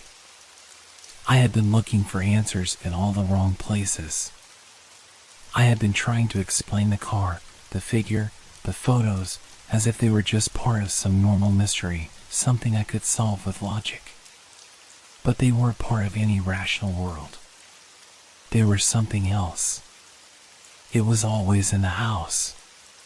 The figure, the car, the hand, they were all tied to the place I was standing in. I was not being hunted by a person, but by something older, something more sinister. It was not a figure from the outside world, but a manifestation of something trapped within the house itself. The air grew colder, a frigid chill crawling down my spine. My breath came out in visible puffs, a sign that the temperature had dropped drastically. The knocking stopped. And then, the sound of scraping would return. The door to the attic, the one I had just locked, creaked. I turned toward the stairs, my eyes wide, heart hammering in my chest. Something was coming. Whatever it was close. I didn't have time. I didn't have any more time to think, to wonder. My options had run out. I scrambled to my feet and ran to the window. I threw open the sash, my mind racing. I had to get out, now. There was no escape through the house, not anymore. The front door was blocked, and the back wasn't any safer. But if I could climb out of the window, maybe, just maybe, I could escape. I grabbed the ledge, pulling myself up onto the windowsill. The air outside felt different, heavier, as if it were waiting for me to make my move. I didn't look back. I couldn't afford to. With one last breath, I hoisted myself over the edge, dropping down into the yard below. My legs buckled when I hit the ground, but I pushed myself up, running without a second thought. I didn't care where I was going. All I cared about was getting away from that house, from the presence that had followed me for so long. I could feel it behind me, could feel the weight of its eyes on me, but I didn't dare look back. I ran, and ran, until I couldn't run anymore. I collapsed on the sidewalk, gasping for breath, my heart still racing. The street was empty, just like before. Nothing followed me. The house, the figure, the car, all of it was behind me, just as it should have been. But then, as I caught my breath, I heard it again. That hum, that whispering sound, so faint it could have been the wind. And then I heard something else. A sound coming from my pocket. The buzz of my phone.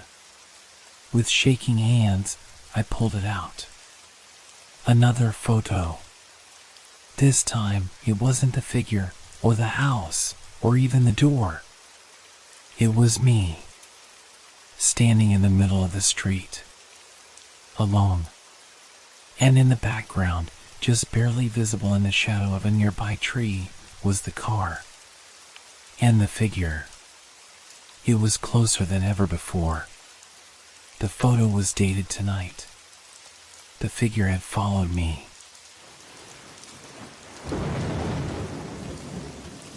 Have you ever heard a voice when there was no one around? It was a simple question that started the hike, a joke between me and Sarah as we began our walk through the woods. The day was crisp and clear, the sun dappling through the trees in patches of warm light. The forest felt peaceful, calm, the air fresh with the scent of pine and damp earth. Nothing out of the ordinary. But then, just a few minutes into the walk, we heard it. A soft, almost imperceptible whisper. It wasn't clear at first, but it was there, like a breath of wind brushing against our ears, barely audible over the sound of our footsteps on the leaves. Did you hear that? Sarah asked, stopping in her tracks, her eyes wide with uncertainty. I turned to look at her, my brow furrowing. What do you mean? She tilted her head slightly, listening, her expression tense. It sounded like someone, like a voice. But there's no one here. I froze, trying to listen. The whisper was gone, replaced by the usual forest sounds, the chirping of birds, the rustling of leaves, the occasional crack of a twig underfoot. It was probably just the wind, I said, trying to sound casual, but I couldn't shake the unease creeping up my spine. We continued walking, but the air felt thicker now, heavier, as if the forest itself was watching us. The sun seemed to dim just slightly, and the once friendly atmosphere started to feel different. The trees were taller now, their trunks thicker, their shadows deeper. The path ahead curved out of sight, and I felt an unsettling urge to look behind me. We kept walking. The path was winding, leading us deeper into the woods. At first, we were still talking, trying to brush off the strange feeling that had started to settle in. But soon, the atmosphere grew colder, the air more still. The further we went, the more the sounds of the forest faded, as though the woods were holding its breath. Then it came again. A whisper. This time louder. Clearer. I stopped in my tracks. Sarah had heard it too. Her face went pale. That wasn't the wind.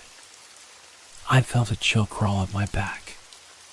It's probably someone else in the woods, I said, trying to rationalize it.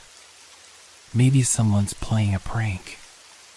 But as I looked around, I realized the forest felt eerily empty. No one else was here. The silence, now thick and suffocating, seemed to close in on us from all sides.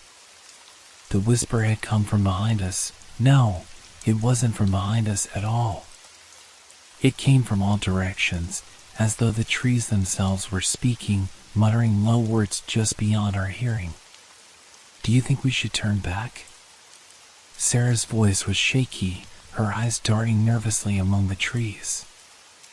I glanced back down the path. The way we had come seemed distant now, almost unreachable. Something about the woods felt different, unfamiliar. It was as if time had slowed, and the path had stretched farther away than it should have. I nodded. Maybe it's best if we head back. But as we turned, the whisper came again. This time, it wasn't distant at all. It was close. And it was saying something. The words were muffled, indistinct, but the voice was clear enough that it sent a wave of dread through me. Turn around, it said. I spun around, my heart racing. But the forest was empty. The trees stretched high above us, their branches creaking in the wind. The underbrush was thick, hiding any sign of movement. There was no one there. Sarah was standing still, staring into the woods with wide, terrified eyes. We need to leave. Now. We started walking faster, but the whispering continued, echoing through the trees, now coming from all directions at once. It was as though the very woods were alive, speaking in a language I couldn't understand. Then, we saw it. A pile of belongings, discarded haphazardly in the middle of the path. A jacket. A pair of shoes. A hat. My stomach turned. Who would leave their things like this in the middle of the forest? And why were they just sitting there, untouched? I crouched down, trying to make sense of it. This doesn't look right. Sarah backed away, her eyes wide. This isn't normal. We should go. I stood up, my eyes scanning the woods around us. The whispering had stopped, but a new sound filled the air, a faint rustling in the bushes, moving towards us. We weren't alone. I felt a surge of panic. The hairs on the back of my neck stood on end, and my instinct screamed at me to run. But I couldn't. My legs felt frozen, as if the forest was holding me in place. And then, just as suddenly as it had begun, the rustling stopped. A heavy silence followed. I turned to Sarah, my voice trembling. We have to leave. Right now. We started running, the crunch of leaves beneath our feet loud in the stillness. But the whispering began again, this time louder, more frantic. It followed us, moving with us, as though the forest itself was guiding our steps. We ran for what felt like hours, but the path never seemed to end. The trees loomed over us, casting long shadows that seemed to reach for us. The air grew colder with every step, and I could feel the weight of something watching us from the darkness. And then, just when I thought we were free, I heard something else. A voice. This time, it wasn't a whisper. It was a scream. A scream that echoed through the trees. A scream that sounded too real, too human. And it was coming from behind us. We didn't stop running. The scream echoed in my mind, growing louder and louder as we sprinted through the woods, our feet pounding against the uneven earth. It was impossible to focus. The trees seemed to twist, their branches like reaching hands, grabbing at us, pulling us further into the darkening depths of the forest. I glanced over at Sarah, her face pale, eyes wide with terror. Her breath was coming in shallow gasps, and I could see the panic in her every movement. We had to get out of here. But the path was unfamiliar now.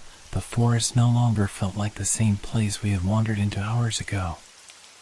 The trees were thicker, the shadows darker, and the air colder, as if we had crossed into some other world, some other reality. I glanced over my shoulder. There was no one following us. No one in sight. But the scream, so real, so human, still rang in my ears. It was as if it was right there with us, echoing from every direction. We reached a small clearing, the moonlight casting pale beams across the forest floor. It should have been a relief, but instead, it only heightened the feeling of dread that gnawed at me. The whispering was gone, but the tension in the air was thick, oppressive. Do you think we're being followed?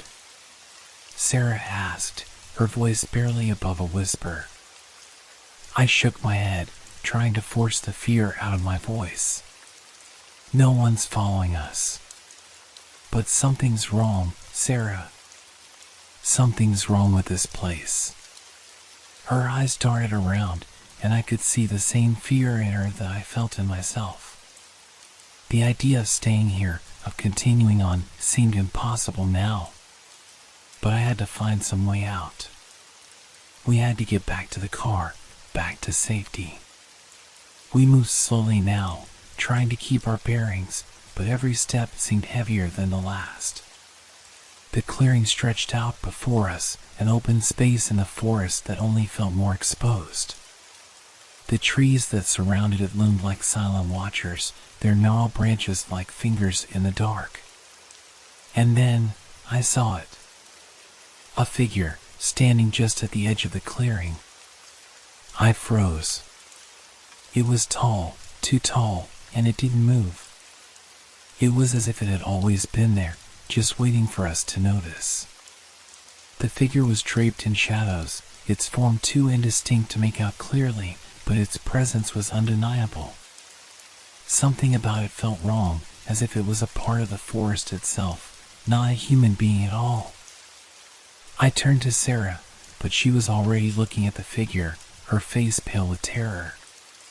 She took a step back, whispering, "What is that? What the hell is that?" Before I could respond, the figure moved. Not quickly, but with an unnatural fluidity, stepping forward with slow, deliberate movements. A soft voice, the same whispering we had heard earlier, came from the figure. "Come closer." It was barely audible, but it felt like it was inside my head. My skin crawled, and I could feel the blood drain from my face. "No," I said, my voice shaking. "We need to go. Now." But Sarah wasn't moving. She was rooted to the spot, staring at the figure with wide eyes. I reached out to grab her arm, but before I could, she spoke in a soft voice. "It's saying something. It's saying my name." I felt a shiver run down my spine. "What?" "Sarah, no.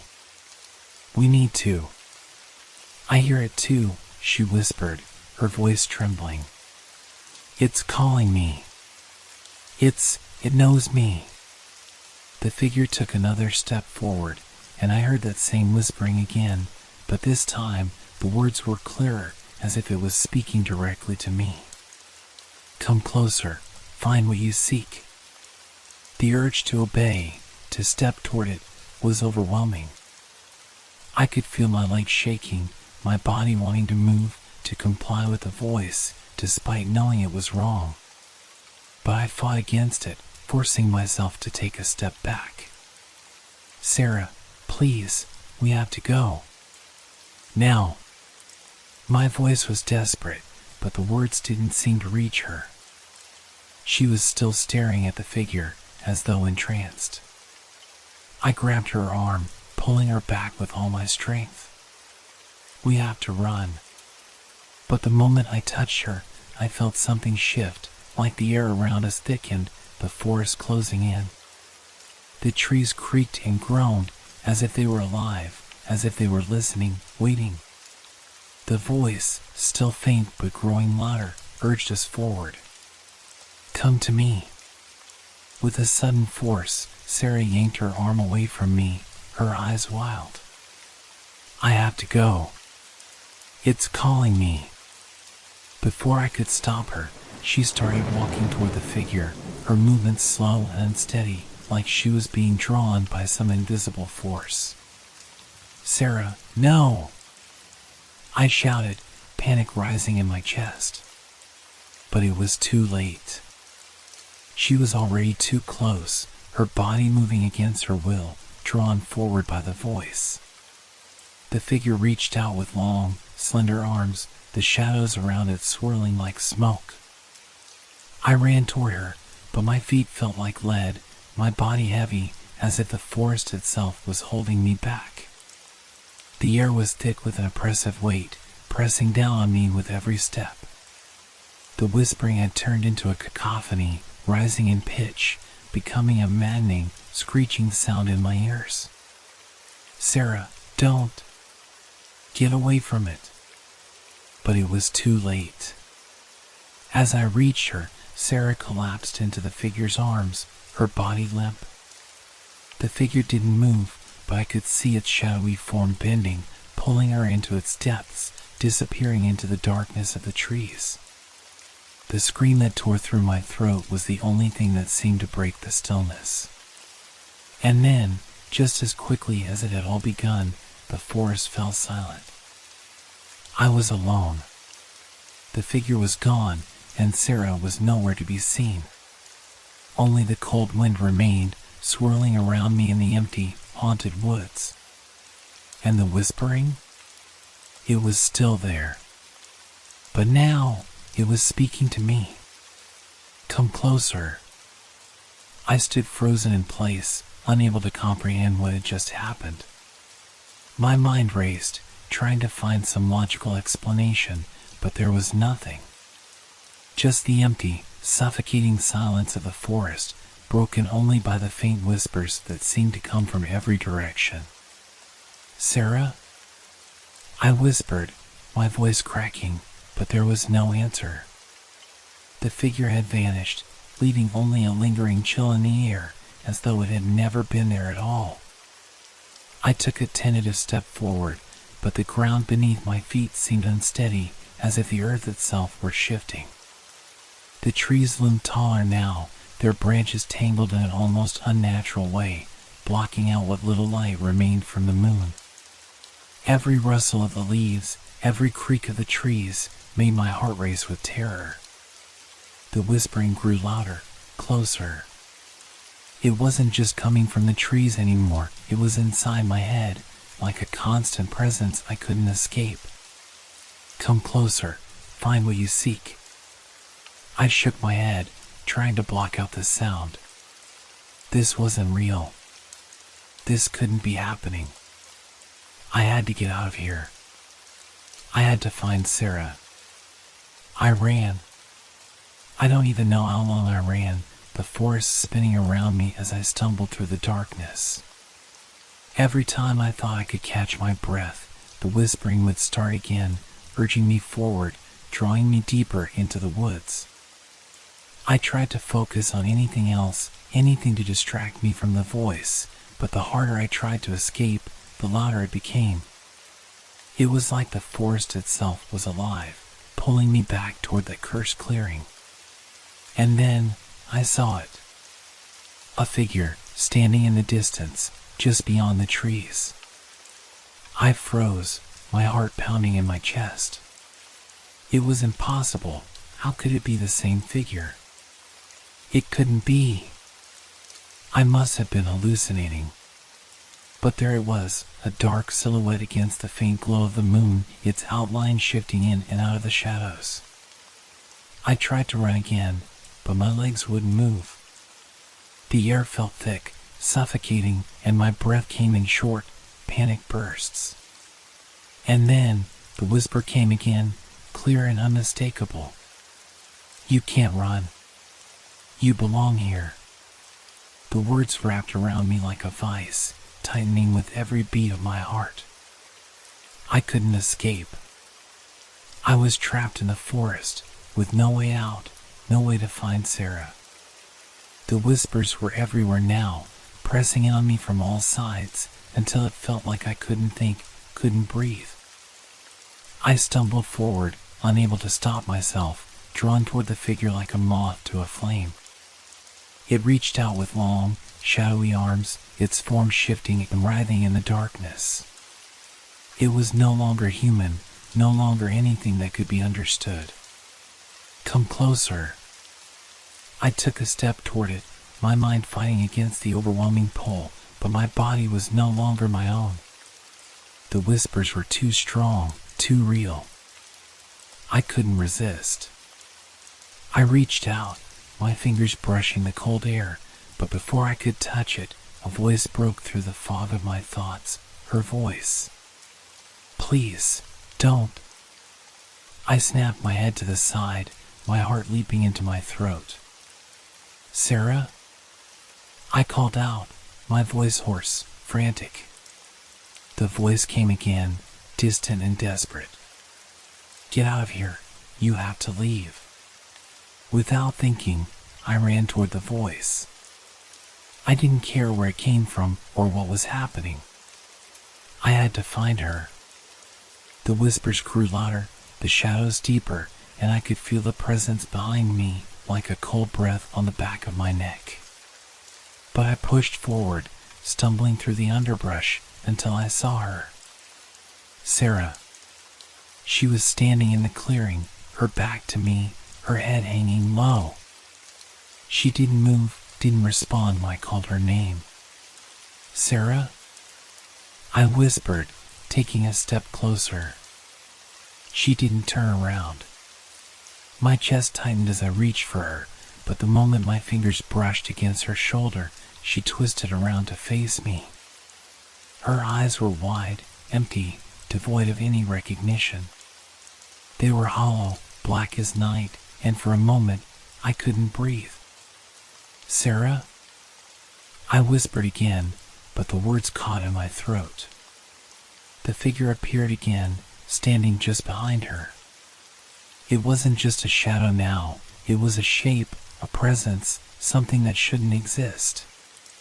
It loomed over her, its dark arms stretching toward me, its hollow eyes watching me with an intensity that froze me in place. You shouldn't have come here, it whispered, its voice like the rustling of dead leaves. I felt the ground beneath my feet tremble, the air growing cold and thick with a suffocating weight. I turned to run, but the forest had changed again, the trees closing in, trapping me in the clearing. Sarah reached out with trembling hands, her voice low and empty. It's too late. In that moment, I realized something that made my heart stop. I was never meant to leave. And now, neither was she. I felt the weight of the forest pressing on me, the shadows thickening around us like a shroud. The air was heavy with an unnatural stillness, and yet the whispering never ceased. It was louder now, more insistent, a constant hum in my ears, urging me to surrender. You can't escape, the voice from behind Sarah said, its tone like the rustling of wind through dry leaves. You are part of this place now. I turned back to Sarah, her blank eyes staring at me, unblinking, unseeing. There was nothing left of the girl I knew, nothing but a hollow shell consumed by whatever this thing was, this force that had lured us into the woods. Her mouth moved, but the words weren't hers anymore. It's too late for both of us, she whispered, her voice distant, as though it came from somewhere far beyond her body. This place, this forest, it takes and never gives back. I backed away, my heart pounding in my chest. The figure loomed behind her, stretching its twisted arms forward, its dark form rippling in the moonlight. It wasn't just a shadow anymore, it had substance, an awful presence that seemed to pulse with an ancient, unfathomable power.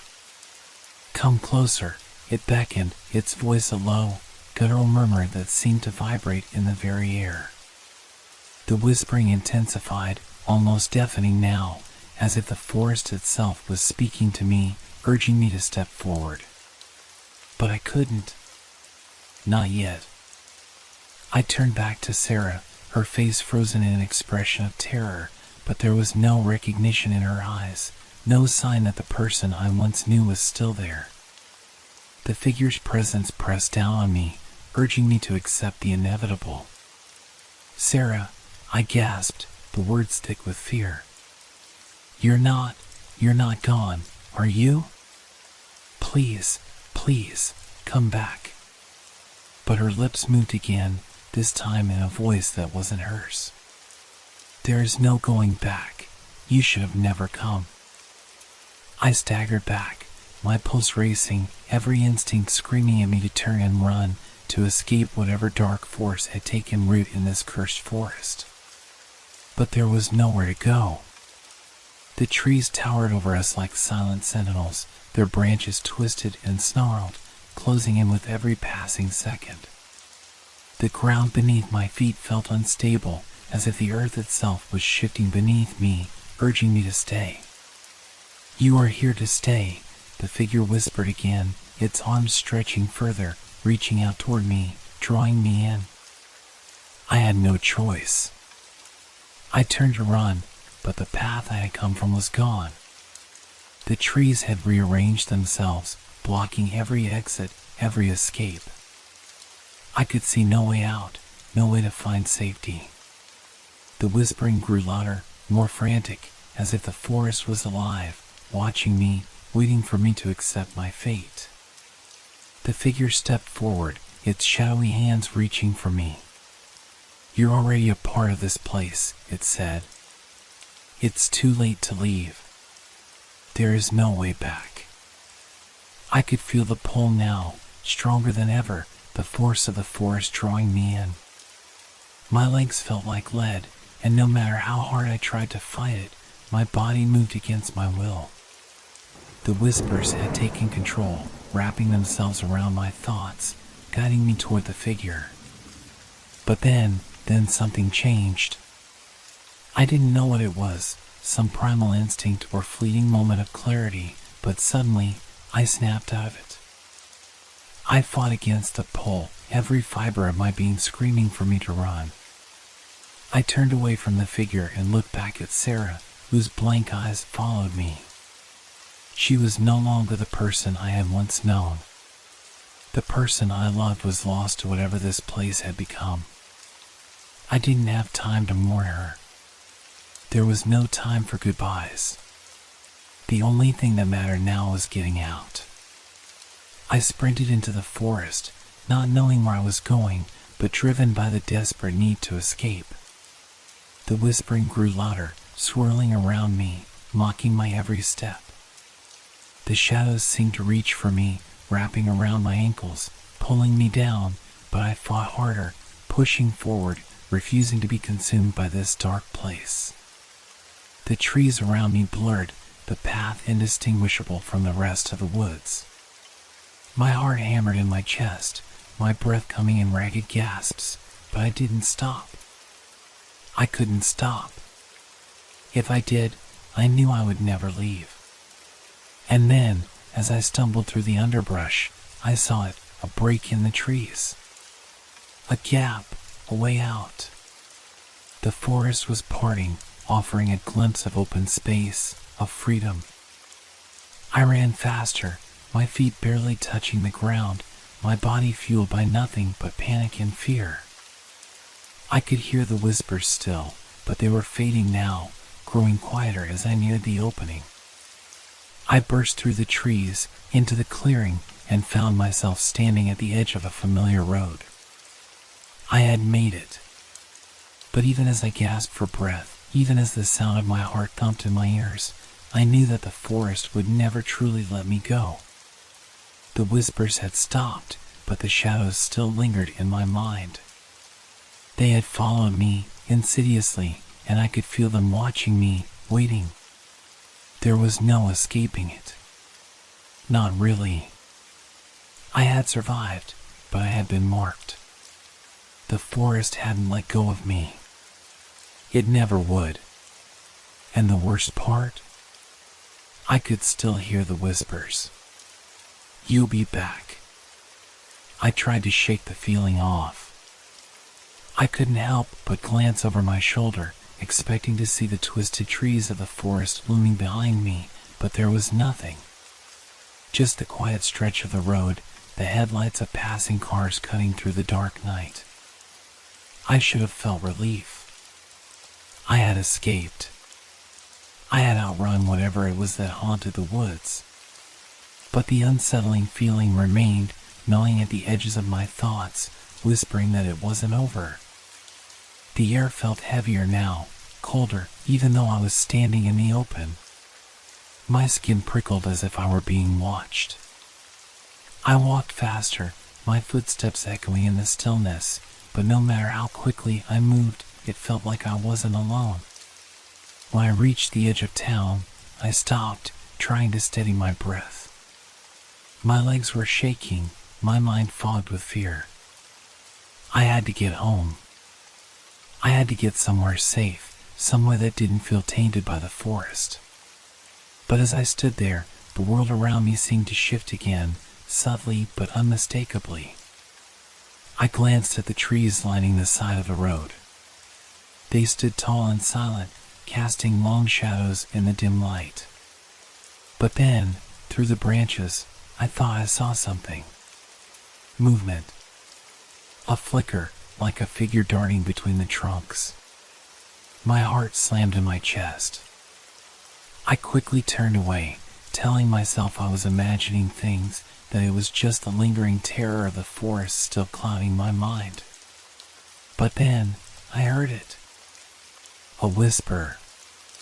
Soft at first, barely audible, like the rustling of leaves in the wind. Come back. I froze. My breath caught in my throat. The voice was distant, but unmistakable. The same voice I had heard in the forest. It wasn't just a memory. It was real. It was here. I spun around, my eyes scanning the trees. There was nothing. No figure. No shadow. Just the silence of the night. Yet the whisper remained, ringing in my ears, persistent and cold. Come back. My pulse quickened. I backed away, but it was as if the road itself was shifting, warping beneath my feet. The streetlights flickered, casting long, distorted shadows that seemed to stretch toward me. The whispering didn't stop. It was growing louder, more urgent, like a call I couldn't ignore. I turned and ran, the pavement beneath my feet cracking and shifting with each step, as if the world itself was breaking apart.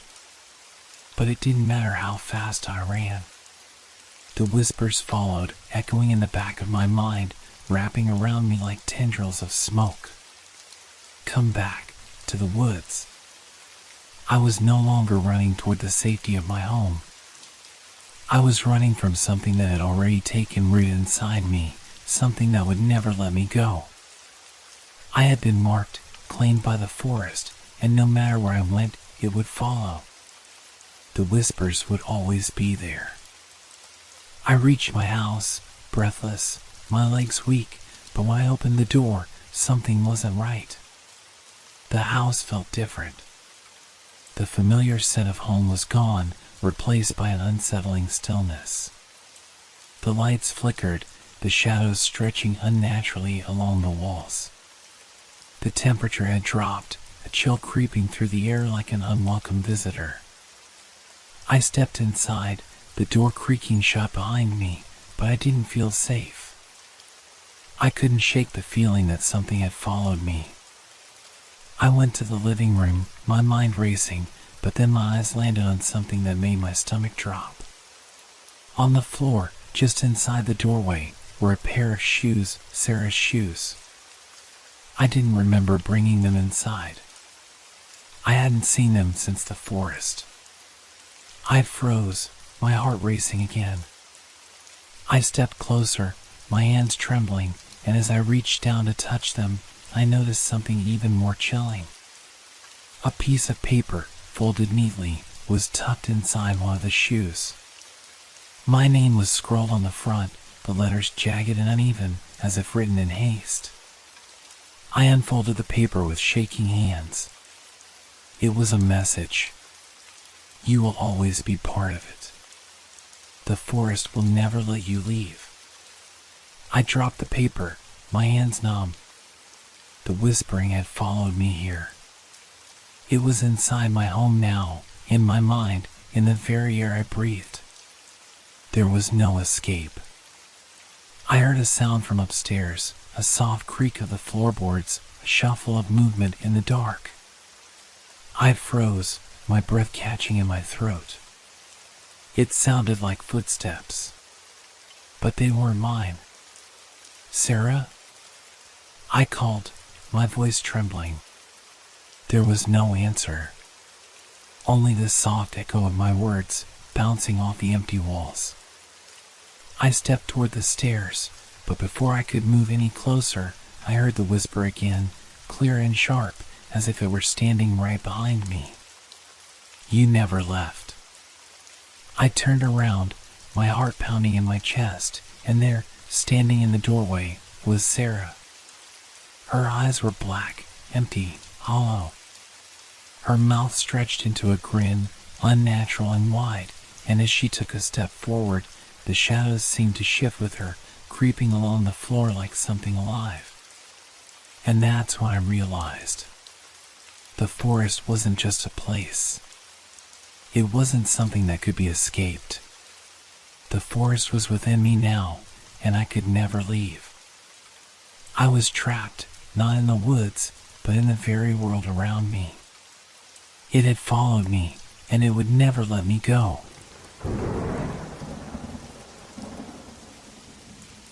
Have you ever woken up in the middle of the night and wondered if you were the last person alive? If everything around you had changed while you slept, and you were the only one left to notice? That's how I felt this morning. It wasn't the kind of feeling that creeps in slowly. It hit me all at once, like a wave crashing down on my head. I woke up to an empty room. No noise, no movement. Just the quiet stillness that always feels wrong when it's not the usual silence. The air was cold, and the dim light from the window barely lit the walls.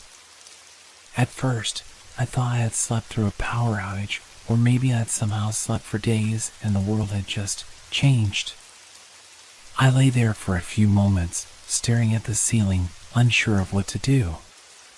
My mind didn't want to process what I was feeling. A part of me wanted to believe I was just tired, that everything would make sense once I got out of bed. So, I stood up. The floor felt cold under my feet, and I rubbed my eyes, trying to shake off the strange unease gnawing at my chest. When I opened the window, there was no sound outside. No cars, no voices, not even the usual hum of the city. I expected to hear something, anything, but there was nothing. It was as if the world had stopped spinning. I stepped out into the street. It was too quiet, too still. I looked down the long stretch of road. Not a single person in sight. No one walking, no one driving. It was just me and the empty city. It was a familiar place, but it felt wrong now. The buildings looked the same, the sidewalk the same as it had always been. But something was off. There was an eerie stillness to it all, as if everything were waiting for something. Or maybe for someone to make the first move. I tried to shake it off. Maybe I was just imagining things. I turned down a familiar street, looking for signs of life, hoping that someone would walk out of a door or come around the corner. But no one did. I walked for what seemed like hours, crossing streets and passing empty storefronts, none of them open. It was like the city had been frozen in time, and I was the only one left moving. Eventually, I reached the park. I thought it would feel different here. It always did, full of life, full of people, full of sounds. But today, it was the same as everything else. Quiet. Empty. The benches were unoccupied, the paths undisturbed. I stood in the middle of the park, looking around. The trees were still, their leaves unmoving, as if frozen in place. The fountain, usually bustling with activity, sat silent. It felt like a memory of a place I once knew, a place that no longer existed. I pulled out my phone to check the time. It was only 8 in the morning.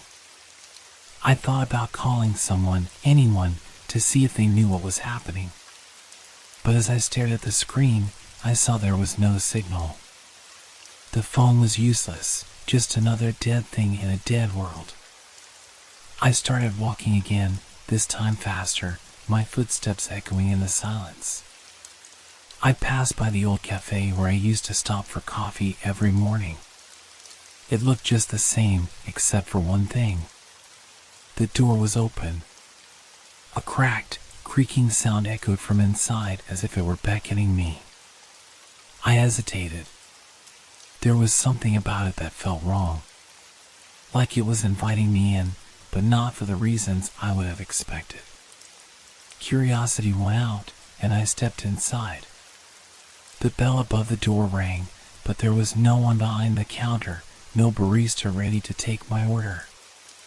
The air inside was stale, and the place was as empty as the streets outside. Tables were undisturbed, chairs neatly stacked, and yet it felt like the calm before a storm. I walked to the counter and noticed something strange. There, on the countertop, was a cup of coffee. It was fresh, steam still rising from it, as if it had been placed there only moments ago. But the shop was empty. There was no one to have made it. I glanced around the room, half expecting someone to walk in at any moment. But no one did. I left the cafe quickly, the strange cup of coffee still haunting my thoughts. As I stepped back into the street, the weight of the silence pressed down on me even harder. I tried to push it aside, to tell myself it was nothing. But the unease kept growing. That's why I saw it. The familiar sight of a local store. It was closed, like all the others, but there was something about it that caught my attention. I couldn't quite put my finger on it at first. Everything looked normal, the windows were clean, and the door was locked. But as I looked closer, something changed. The store's name, the one I had walked by 1,000 times, wasn't right. It was different, as if someone had painted over the old name and replaced it with something else. I couldn't read it at first. The letters were blurry, as if they were shifting before my eyes. But slowly, they came into focus. Welcome home. My heart skipped a beat. I stepped closer to the door, my hand trembling as I reached for the handle. What was happening? Why did everything feel so wrong? It was like the world around me was slipping away, and no one else even noticed. I took a deep breath, my mind racing. Maybe this was some kind of dream. Maybe I had fallen asleep again and didn't realize it. But no matter how many times I pinched myself or looked around, nothing changed. The world stayed the same. Empty. Silent. Alone. Then I heard it. A faint sound, like a distant voice calling my name. But there was no one here. No one but me. And that's when I realized that maybe, just maybe, I wasn't alone. Not in the way I thought. I wasn't the last person alive. I was the only one left behind. The sound of my name echoed through the empty streets, growing louder with each step I took, but no one was there. I spun around, trying to locate the source of the voice, my heart hammering in my chest. Was I losing my mind? Or had something happened to everyone else, and I was the only one who remained? The silence returned just as quickly as it had been broken, leaving me standing alone in the middle of the street. My breath came out in shallow bursts, and I realized my palms were sweating. I needed to move. I needed to find someone, anyone, who could explain what was going on. I kept walking, my feet carrying me down roads I knew like the back of my hand. The city was still eerily silent, but now the silence felt different. It wasn't just the absence of people, but something more unsettling. It was as though the air itself had thickened, like I was breathing through a fog that I couldn't see but could feel on the edges of my skin. The absence of sounds, no distant car horns, no children's laughter, no dogs barking, felt suffocating. The air was still, but my mind was racing. I tried to push the creeping dread aside, telling myself that I just needed to stay calm and think things through. But as I walked, I noticed something strange. Every street I passed seemed familiar, but there was no trace of life. I found myself at the edge of the park again. I had already walked through here earlier, but now I felt the urge to go back. Maybe I had missed something. I wasn't sure why, but the park called to me as if it knew something I didn't. I stepped off the sidewalk and onto the dirt path leading deeper into the trees. My footsteps crunched softly underfoot, the only noise in the entire park. It was then that I saw it. At first, it was just a flicker in the corner of my eye, something moving among the trees, but when I turned my head, there was nothing there. I took another few steps, my heart racing in my chest. And again, there it was, a shape darting between the trunks of the trees, barely visible. I stopped, frozen. Was it just my imagination, or was something moving in the woods? I strained my ears, hoping to hear something, anything. A branch cracking, footsteps, a breath. But no! Only the sound of my own heartbeat pounding in my ears. I stepped forward cautiously, the unease settling deeper in my gut. With each step, the feeling that I was being watched grew stronger, the hairs on the back of my neck standing up. I tried to shake it off. It's nothing, I muttered to myself. But the more I told myself that, the more my gut told me otherwise. And then, I heard it again, a soft whisper, barely audible, as if the wind itself was speaking. I froze in place, the words too faint to understand but unmistakably there. Help me. The voice was distant, desperate, but strangely familiar. I spun around, expecting to see someone, anyone, but there was no one. My breath hitched as the hairs on my arms stood on end. What was going on? I backed away slowly, my pulse quickening, but my feet wouldn't let me move fast enough. The whisper grew louder, echoing from every direction. Help me. It wasn't just the wind. It wasn't just my imagination. The park had become a maze. Every direction I turned, the trees seemed to close in, the path winding in ways I didn't remember. The park, so familiar just a short time ago, was now a labyrinth, twisting and turning. The sky above darkened without warning, the light fading into shadows. My chest tightened. I stumbled through the underbrush, panic rising as I fought to keep my bearings. The voices were everywhere now, murmuring from the trees, faint whispers that sounded almost like cries. And then, footsteps. I turned, my heart pounding. Someone was there. Someone was following me.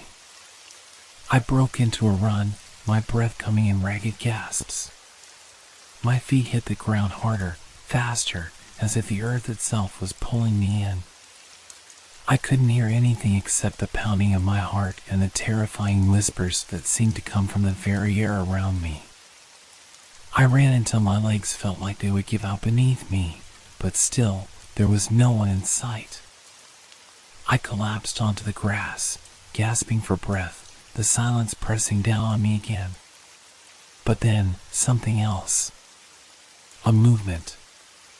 A figure, just barely visible between the trees, standing still and watching. I couldn't make out any details, but the shape was unmistakable. And it was staring right at me. I scrambled to my feet, the fear clawing at me like a living thing. I ran again, this time without looking back. The path seemed endless, stretching out before me in impossible ways, like I was chasing shadows that would never be caught. Finally, I reached the edge of the park. I didn't stop to look around. I didn't stop to think. I just ran out onto the street, into the silence, into the emptiness. I kept going, moving faster than I ever thought I could, until I couldn't run anymore. My breath was ragged, and my legs were shaking. I couldn't take it. But I had to know. I had to know what was happening. I turned around. No one. The streets were empty. The buildings stood still, silent and cold. Nothing had changed. Yet, I couldn't shake the feeling that something was wrong. That something had seen me. Something I couldn't understand, something that wasn't human. Something that had been watching me the entire time. And when I looked down at my hands, my fingers trembling, I realized something even more terrifying. I wasn't alone in this city. Something else was here. Something old, something unseen. And it was waiting for me to figure out what had happened. But I was beginning to suspect that the answer would be much worse than I ever imagined. The quiet streets were deceiving. The air felt thick, weighed down by the absence of life. The weight of it pressed on me, suffocating. I tried to steady my breathing, to ignore the rising panic clawing at my chest, but it was impossible. Everywhere I looked, I saw nothing. And yet, the nagging sensation of being watched remained, like invisible eyes peering through every window, lurking in the shadows. I had no destination, no clear plan in mind. My legs moved on their own, carrying me down streets I had walked 1,000 times before. But now, everything felt wrong. The buildings were too quiet, their windows reflecting the stillness of a world that didn't seem to exist anymore. The voice, the whispers in the park, they kept echoing in my mind. Help me. It hadn't just been the wind. It had been a voice, a cry, a plea for help. But from who? And why hadn't I heard anyone else before?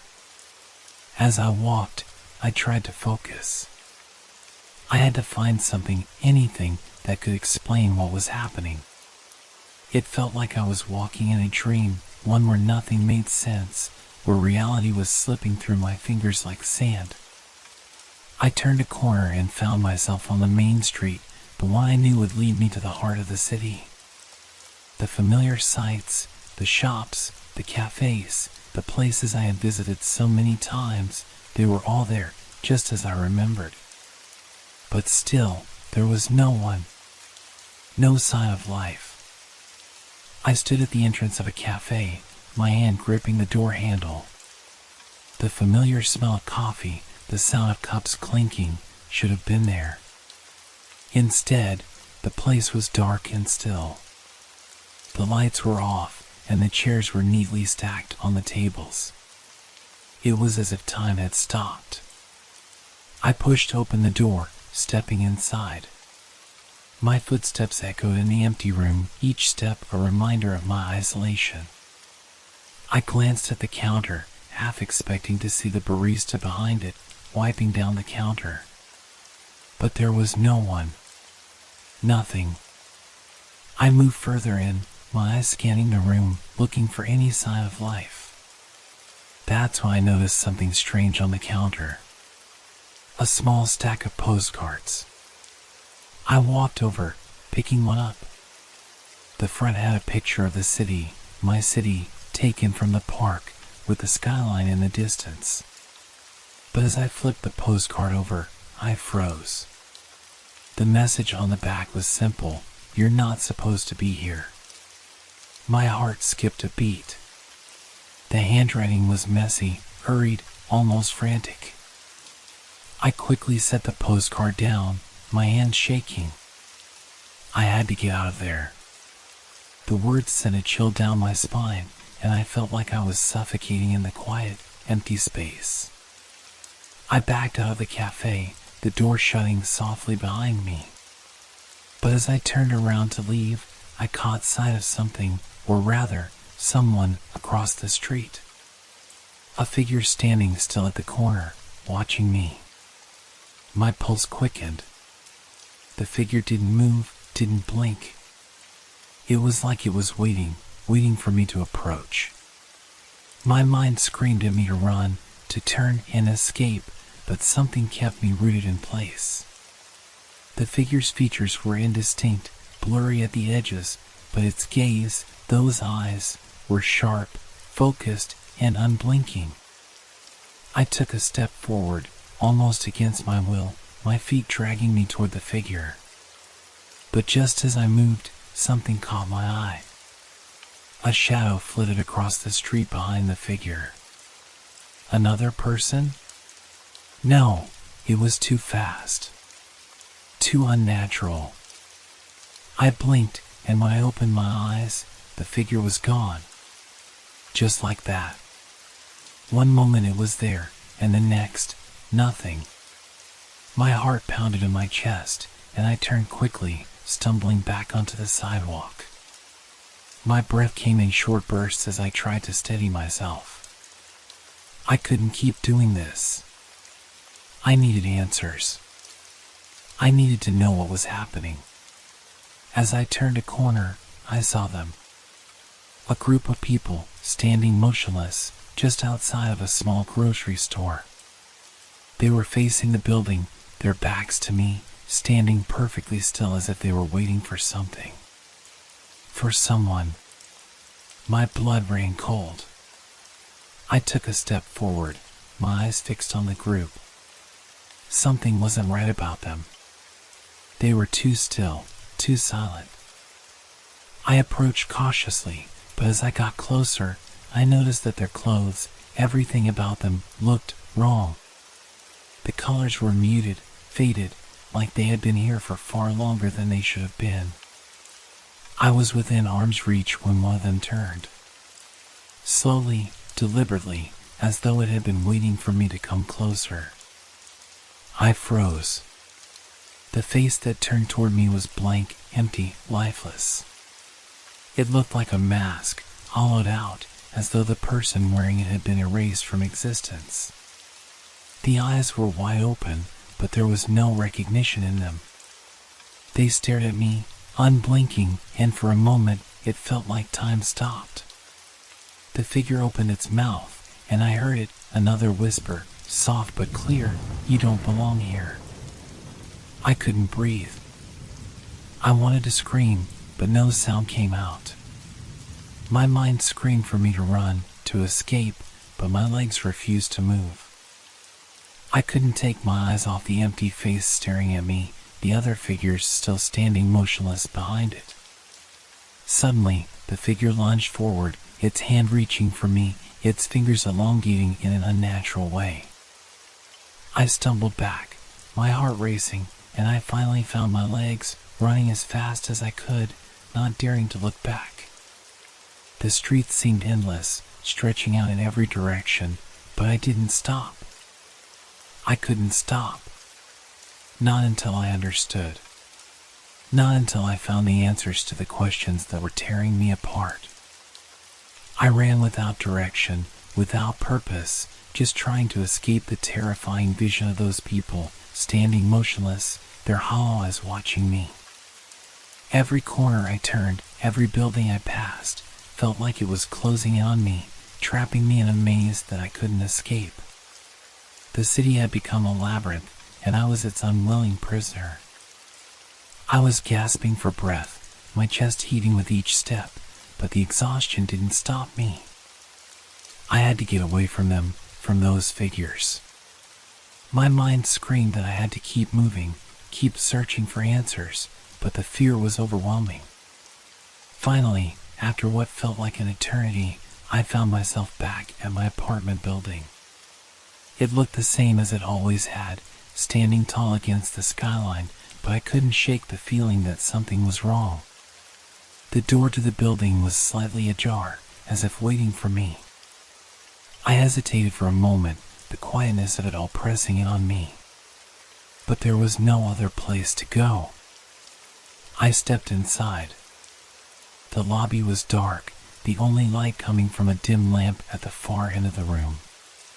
The air felt heavy, thick, like it was absorbing every sound. I moved slowly, carefully, as though each step could trigger something, some force I couldn't understand. I took the elevator up, the doors closing with an almost unnatural slowness, as though the building itself was reluctant to let me leave. When I reached my floor, I stepped out into the corridor, the familiar sound of the creaky wooden floorboards beneath my feet doing nothing to comfort me. I walked past the doors of the other apartments, each one locked, each one silent. But it felt like they were all watching me, waiting for something. I reached my door and paused. There was a strange chill in the air, as if someone had just passed by. But when I looked down the hallway, there was no one there. I took a deep breath, forcing myself to turn the handle and push the door open. The apartment was as it should be, quiet, still, the way I left it. But it wasn't the apartment that made my heart race. It was what I saw on the wall. The mirror in the hallway. I hadn't noticed it before. But now, it was impossible to ignore. It was large, taking up most of the wall, its glass gleaming faintly in the dim light. And in that mirror, I saw something that made my blood run cold. It wasn't me. The reflection wasn't mine, though it looked like me. It stood there, in the mirror, staring at me. Its eyes were wide, filled with an emptiness that I recognized from the figures I had seen in the street. Its face was pale, too pale, and its mouth was slightly open, as if it were about to speak. I took a step back, my breath catching in my throat. The figure in the mirror didn't move, but I could feel its presence. It was watching me. I couldn't tear my eyes away. Then it spoke. The voice was soft, but it cut through the silence like a blade. "You can't stay here." I stumbled back, my heart racing. I reached for the door, my hand trembling, but it slammed shut behind me, as if the apartment itself was keeping me inside. "You don't belong here." The voice again, clearer now, more insistent. And as I turned back to the mirror, the figure in it began to move. Its mouth opened wider, and it stepped closer to the glass. Its hands pressed against the surface, fingers splayed out as if trying to reach through to me. I turned and ran, but the apartment seemed to stretch out, the hallway going on, the doors to other apartments multiplying. I couldn't remember which way I came, which direction I was going. I turned a corner, and the hallway opened up to something different. It wasn't the same as my apartment. It was darker, colder, and the walls seemed to close in on me. I could hear something now, footsteps, soft and slow, echoing in the distance. They were getting closer. I spun around, but there was no one. Just the long corridor, stretching endlessly before me. "You're not supposed to be here." The voice, once again, but now it was coming from everywhere. From the walls, the ceiling, the floor. I wasn't alone. I knew I wasn't alone. I stumbled forward, my head spinning, my mind unable to make sense of what was happening. I couldn't breathe. I couldn't think. I was trapped in a place that wasn't real, a world where the rules didn't apply. And I was beginning to fear that no matter how far I ran, no matter how fast I moved, I would never escape. And then I saw it. At the end of the hallway, a door. It was different from the others. It wasn't like the other apartment doors. This one was old, its wood cracked and worn. There was no number, no label. Just the door, waiting. Without thinking, I ran toward it. My hand reached for the handle, and when I twisted it, the door opened with a creak. I stepped into the room, and the door slammed shut behind me. I spun around, but the room was empty. Empty, except for one thing. A mirror. It was standing against the far wall, its surface reflecting only darkness. The glass was cloudy, as if it had been abandoned for years. But when I looked closer, I saw it. There was something in the mirror. Something moving. And it wasn't me. I stood frozen, staring at the mirror, my heart hammering in my chest. My reflection, no, not my reflection, was moving again, but this time it wasn't just staring at me. It was smiling. The smile was wide, unnaturally wide, stretching across its face like something that didn't belong. Its eyes, once hollow, now gleamed with a dark, knowing light. The figure in the mirror leaned closer to the glass, its face pressing up against the surface as if trying to break through. Its fingers curled around the edges of the frame, scratching, clawing at it, desperate to get to me. The sound of its nails scraping against the glass filled the room, high-pitched and chilling. "You should have left when you had the chance." The voice came again, low and menacing, reverberating in the air around me. I stumbled back, my legs weak beneath me, but the room felt smaller, more oppressive, as if the walls themselves were closing in. My eyes darted around, searching for an escape, but there was nowhere to go. The door was behind me, but I couldn't bring myself to turn away from the mirror. Something about that figure held me in place. I wasn't just looking at a reflection anymore. I was looking at a trap. A prison.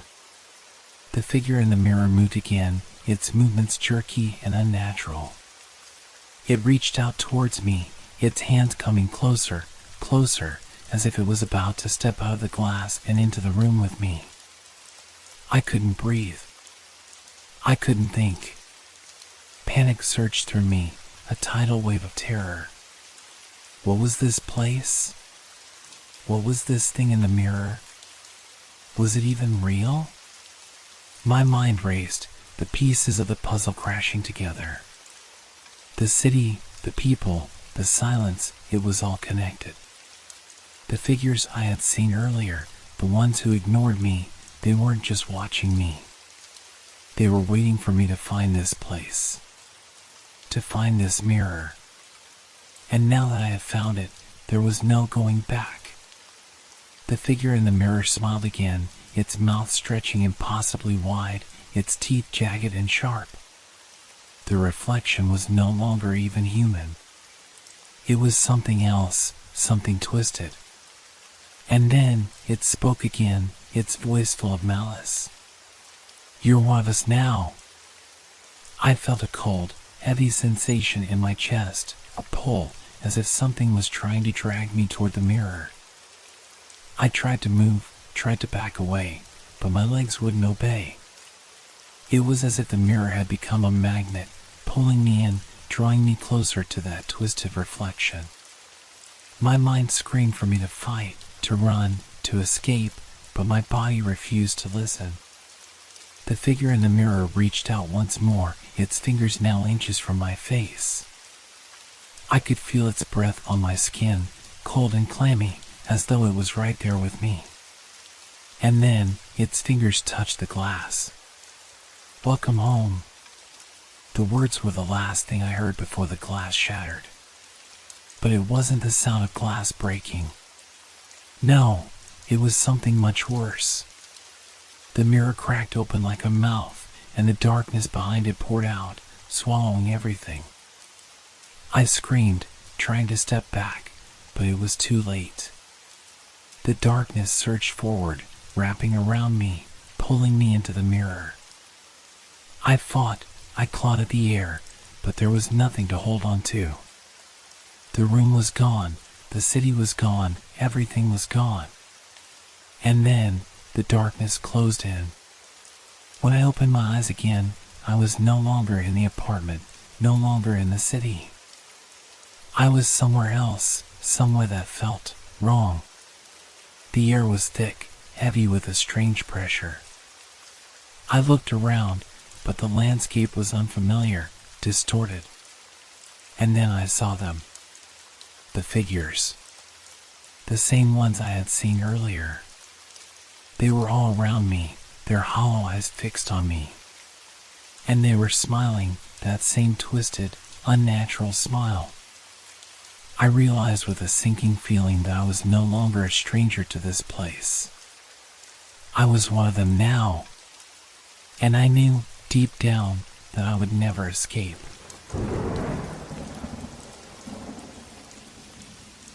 Have you ever found something that didn't belong to you? Something that shouldn't have been there? Something that seemed so out of place, it felt like it was waiting for you? It was a crisp autumn morning when I found it. The bus stop was empty, the streets quieter than usual. The usual hum of the city was replaced by the rustling of fallen leaves and the soft sound of my boots on the pavement. I was running late for work, rushing as usual, trying to make the bus I always seemed to just miss. As I approached the stop, I noticed the bag. A large, leather handbag, sitting all alone on the bench. It was an unusual sight. People rarely left their bags behind, and it wasn't typical for anyone to forget something at the bus stop. I paused for a moment, my hand already reaching for my phone to check the time. But then something made me stop. The bag was perfectly placed, too neatly arranged to be an accident. No one was around, and I couldn't help but feel an unsettling sense of curiosity creeping in. The leather looked expensive, its surface smooth and polished, the kind of bag I couldn't afford even if I saved for months. A glance around revealed nothing, no one waiting for a bus, no one walking by. Just me and this abandoned object. I knelt down to inspect it, feeling a slight hesitation. Why would someone leave such a bag behind? I could see no name tag, no identification. My heart started to beat a little faster as I realized that it wasn't just abandoned. It felt forgotten, as if its owner had simply vanished. I glanced up, half expecting to see someone rushing back to reclaim it, but the street was empty. No one in sight. I opened the bag cautiously, my fingers trembling slightly. Inside, I found documents, an ID, some cash, and a few personal items, nothing extraordinary, but enough to confirm that this bag had an owner. But where was the owner? Why hadn't they come back for it? I stood up slowly, holding the bag. The sudden weight of it felt strangely heavy, like the decision I was about to make. Should I take it to the police? Or should I keep it and wait, see if someone came looking for it? The thought of the documents, there were too many, too personal, made me uncomfortable. I couldn't just leave them there for anyone to find. And yet, the longer I stood there, the more the feeling of unease grew. I glanced around again. No one was coming. It was as if the whole world had forgotten about the bag, and now it was mine to decide what to do with it. I looked at my watch. The bus was coming soon. It didn't make sense to leave the bag here. I took a deep breath and made my decision. I would take it with me, just for a while, just until I could figure out what to do. Maybe someone would come for it later. Maybe I would be able to find the owner and return it.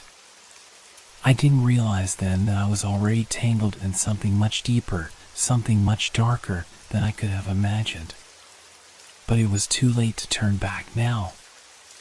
I placed the bag under my arm and stepped onto the bus, trying to ignore the strange feeling that lingered in the pit of my stomach.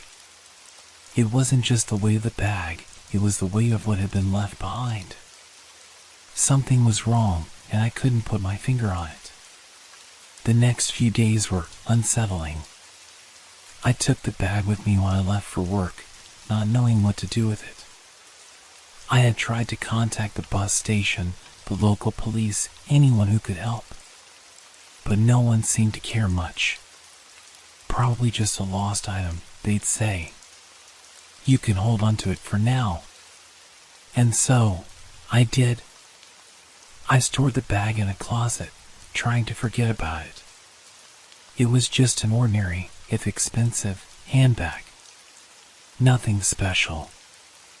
I convinced myself that the unease I felt was just my imagination playing tricks on me. But every time I looked at it, something tugged at the back of my mind, like I was on the verge of uncovering something that was better left unknown. Then, 3 days after I found it, the message came. It was late, well after midnight, when I heard the faint buzz of my phone. I had just turned out the lights and was ready to drift off to sleep, the last thought on my mind being the strange bag I had hidden in the back of the closet. I opened my eyes, blinking in the darkness, unsure for a moment if I had imagined this sound. But the buzz came again, this time louder. I reached for my phone, half expecting to see a work email or a spam message, but instead it was a text. The number was unfamiliar. I stared at it for a moment, not quite understanding. "Thank you for finding my bag," the message said. "I knew you'd do the right thing. I will be seeing you soon." A chill ran down my spine. I didn't tell anyone about finding the bag. I hadn't posted anything online, hadn't mentioned it to a soul. How could anyone know about it? How could anyone know I had it? My fingers trembled as I read the message again, wondering if I had somehow missed something. Maybe it was a mistake. Maybe it was a wrong number. But the words, "I knew you'd do the right thing," they seemed to pierce through the darkness, setting off a quiet panic deep inside me. I tried to calm myself. It must be a prank. A mistake. There was no other explanation. But even as I tried to rationalize, the unease grew stronger, settling into my chest like a heavy weight. I stood up and walked to the closet, the bag now feeling heavier than ever before. I hesitated for a moment, then pulled it out, trying to focus on the mundane details, the leather, the zippers, the contents I had already seen. Nothing had changed. But there was one thing I hadn't noticed before. A small, folded piece of paper hidden in the inner pocket. My heart skipped a beat as I unfolded it, reading the message scrawled in uneven handwriting. "Keep it safe. Don't let them find it." I stared at the words for what felt like an eternity. My mind raced, my heart pounding in my chest. The bag, the phone message, the note, everything was tied together now. But what did it mean? Who was it from? And what was I supposed to do? I felt a sudden urge to throw the bag away, to get rid of it and forget everything. But something inside me, something deeper, darker, held me back. I couldn't. The feeling of being watched, the sense that I wasn't alone, crept over me again. It was as if the walls of my apartment had closed in, and the shadows were moving just outside my reach. I couldn't shake the feeling that something, someone, was waiting for me. I looked at my phone again. No new messages. But the silence felt suffocating now, as though something was about to break. I had to find out what was going on. But at the same time, a voice in my head screamed at me to let it go. The bag wasn't mine. I didn't want to get involved in whatever this was. But it was too late. I had already crossed the line, and I knew there was no turning back now. The following days passed in a blur.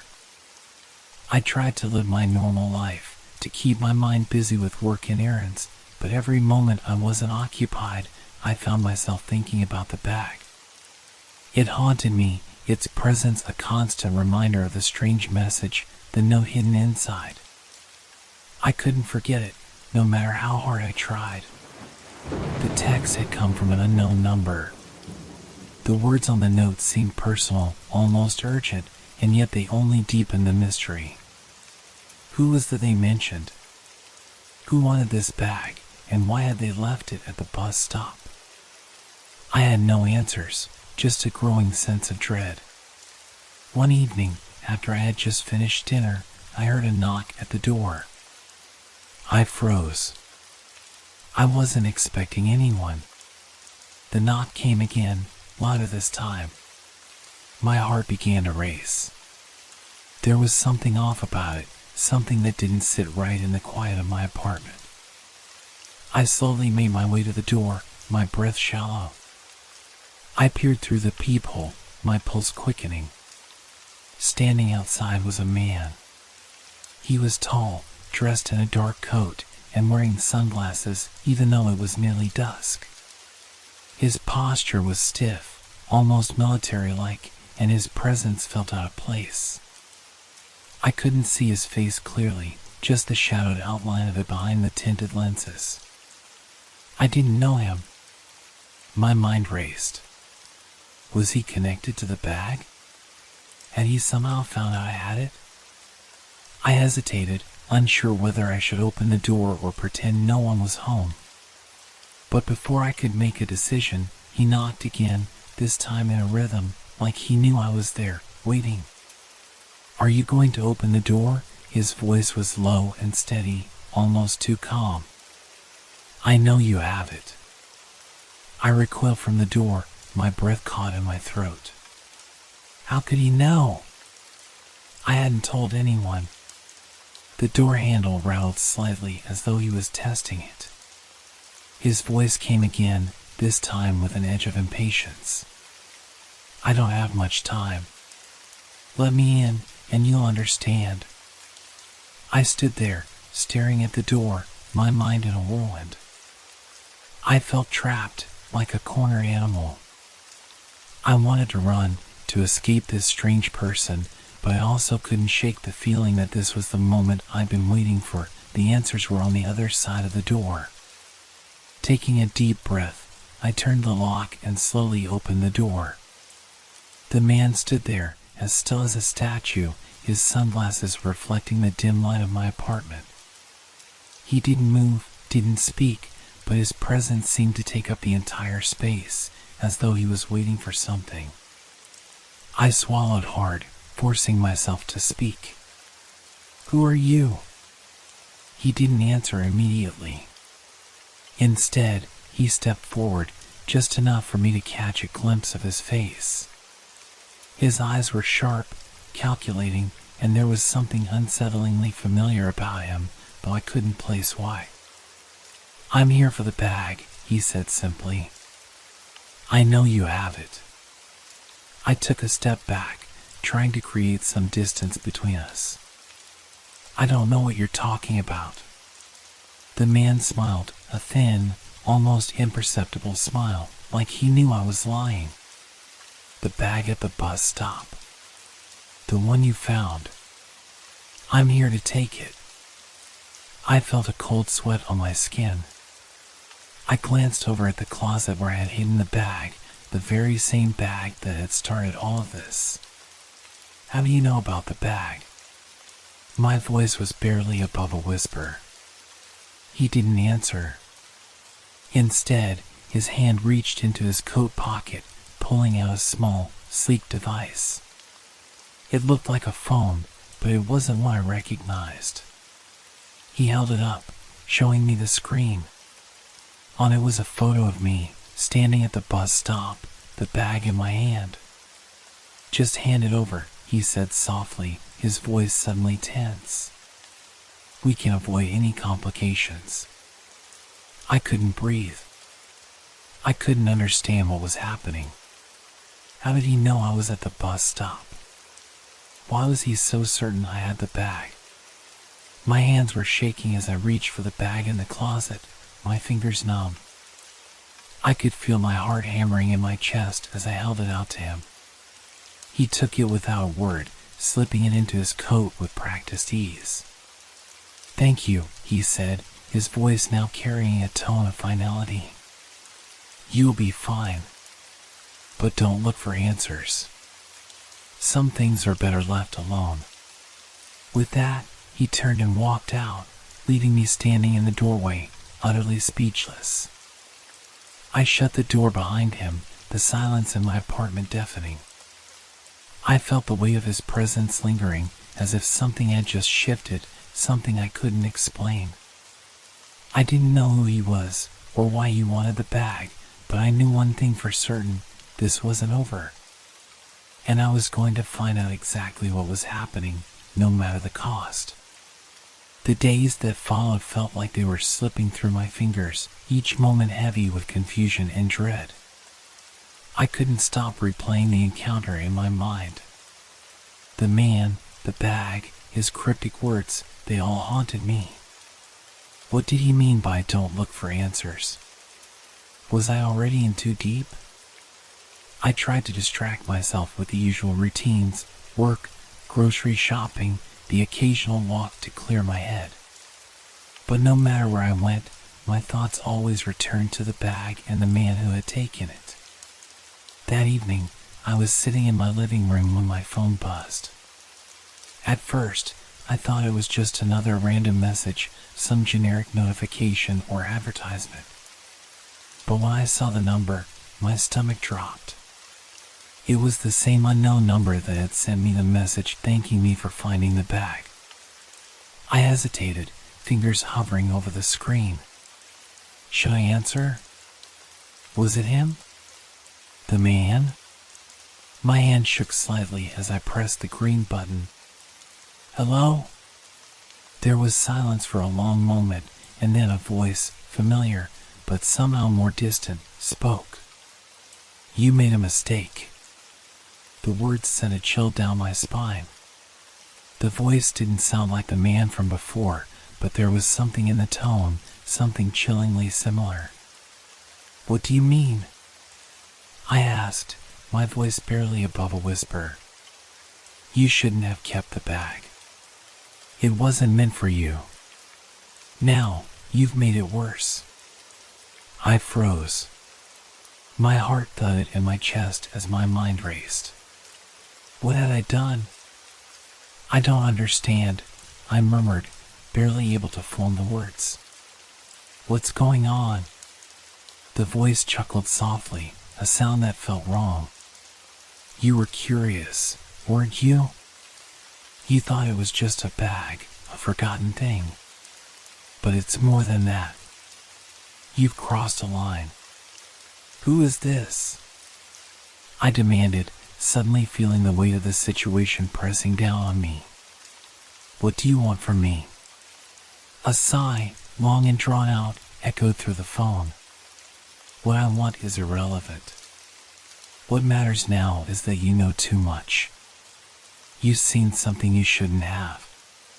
The line went dead. I sat there, staring at the phone in my hand. My mind was reeling. The words kept echoing in my head. You've seen something you shouldn't have. What had I seen? What did the bag hold? And why had it been left for me? I had to know more. I couldn't just let it go. The next morning, I made my decision. I would go to the bus stop again. Maybe there was something I had missed, something that would explain all of this. I walked the same path, my heart pounding as I neared the familiar stop. The city around me seemed quieter than usual, the streets almost too empty, as if the world itself was holding its breath. When I reached the bus stop, my eyes scanned the ground, the bench, the street. Nothing was out of place. But then, something caught my eye. Near the edge of the sidewalk, partially hidden under a pile of autumn leaves, was a small object, a key. It was old, its metal surface worn and scratched. My hand reached for it instinctively, my fingers trembling as I picked it up. There was no way it could have been there before. I was sure of it. I turned the key over in my hand, feeling the cold metal against my skin. And then, something strange happened. From the corner of my eye, I saw movement, a shadow. It flickered at the edge of my vision, and before I could turn to look, it vanished. I blinked, my breath caught in my throat. The key felt heavier now, as if it carried with it some kind of weight, a burden I couldn't shake. I needed answers. The key had to be the key to everything, the bag, the man, the messages. But what door would it open? The sudden realization hit me. I wasn't just looking for answers anymore. I was in this, tangled in something far deeper and darker than I could have imagined. I walked back to my apartment in a daze, the key still clutched tightly in my hand. The world around me felt different now. Every sound, every shadow, every movement seemed to carry a hidden meaning. Something was watching me. Something knew what I had done. And I couldn't stop it.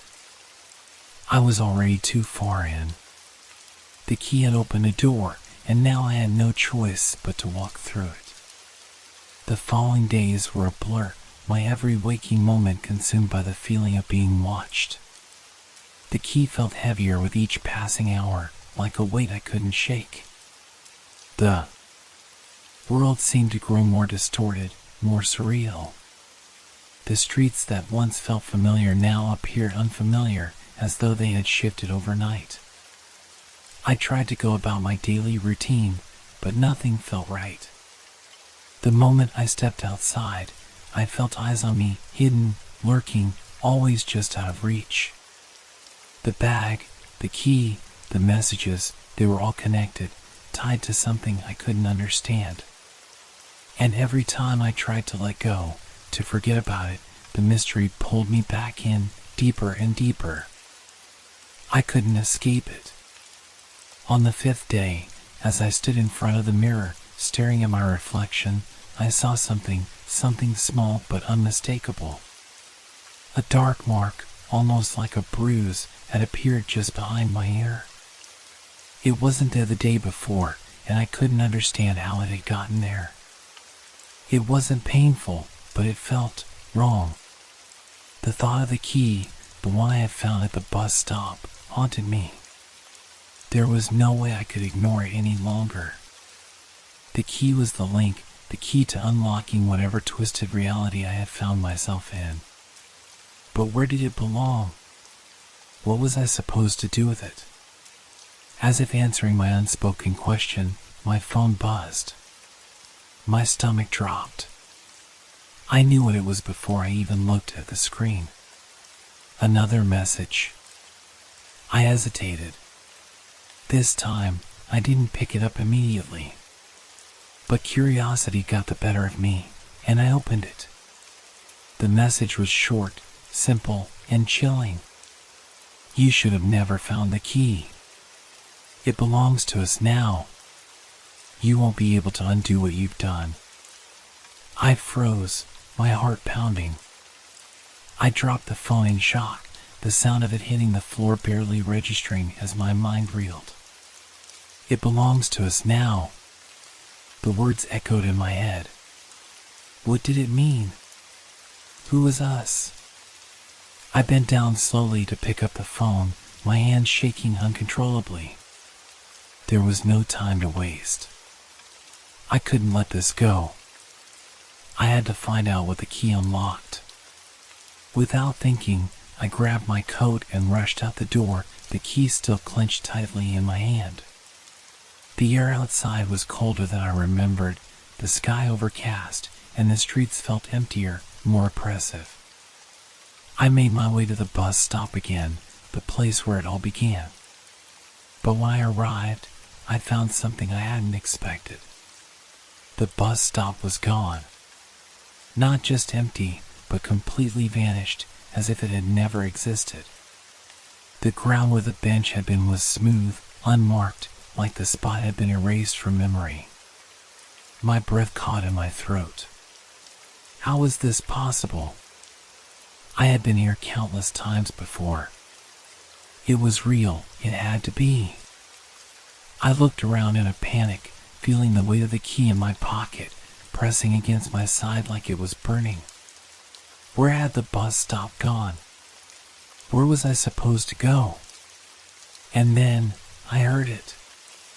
A soft whisper, barely audible, like a voice on the wind. I couldn't make out the words, but it sent a shiver down my spine. Slowly, I turned toward the sound. There, standing in the middle of the now empty street, was a figure. It was just a silhouette, barely visible in the dim light, but there was something unsettling about it. It didn't move, didn't speak. It was just there. I took a step forward, my heart racing. The figure remained still, and then, without warning, it vanished. The air around me grew colder, the street even emptier than before. The whisper was gone. The key was all I had left. I pulled it out of my pocket, staring at it as if it might reveal its secret. It gleamed in the dim light, but there was no label, no indication of what it was meant to unlock. I had no choice. I had to find out. I had to unlock the door, whatever door it led to. As I turned to leave, I felt the presence behind me, something watching, something waiting. I didn't turn back. The key felt heavy in my hand as I walked down the street, my mind consumed with the need to uncover the truth, to make sense of everything that had happened. But I knew, deep down, that I had already crossed a line, and there was no going back.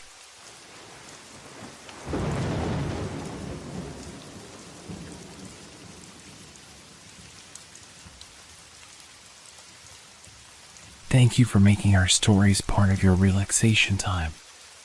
We hope they brought you a sense of peace and transported you to a world of fantasy and mystery. If you enjoyed the stories, feel free to leave us a review. Your feedback inspires us and helps us make the content even better. Now, unwind to the calming sounds of rain and thunderstorms, which will continue to set a tranquil mood.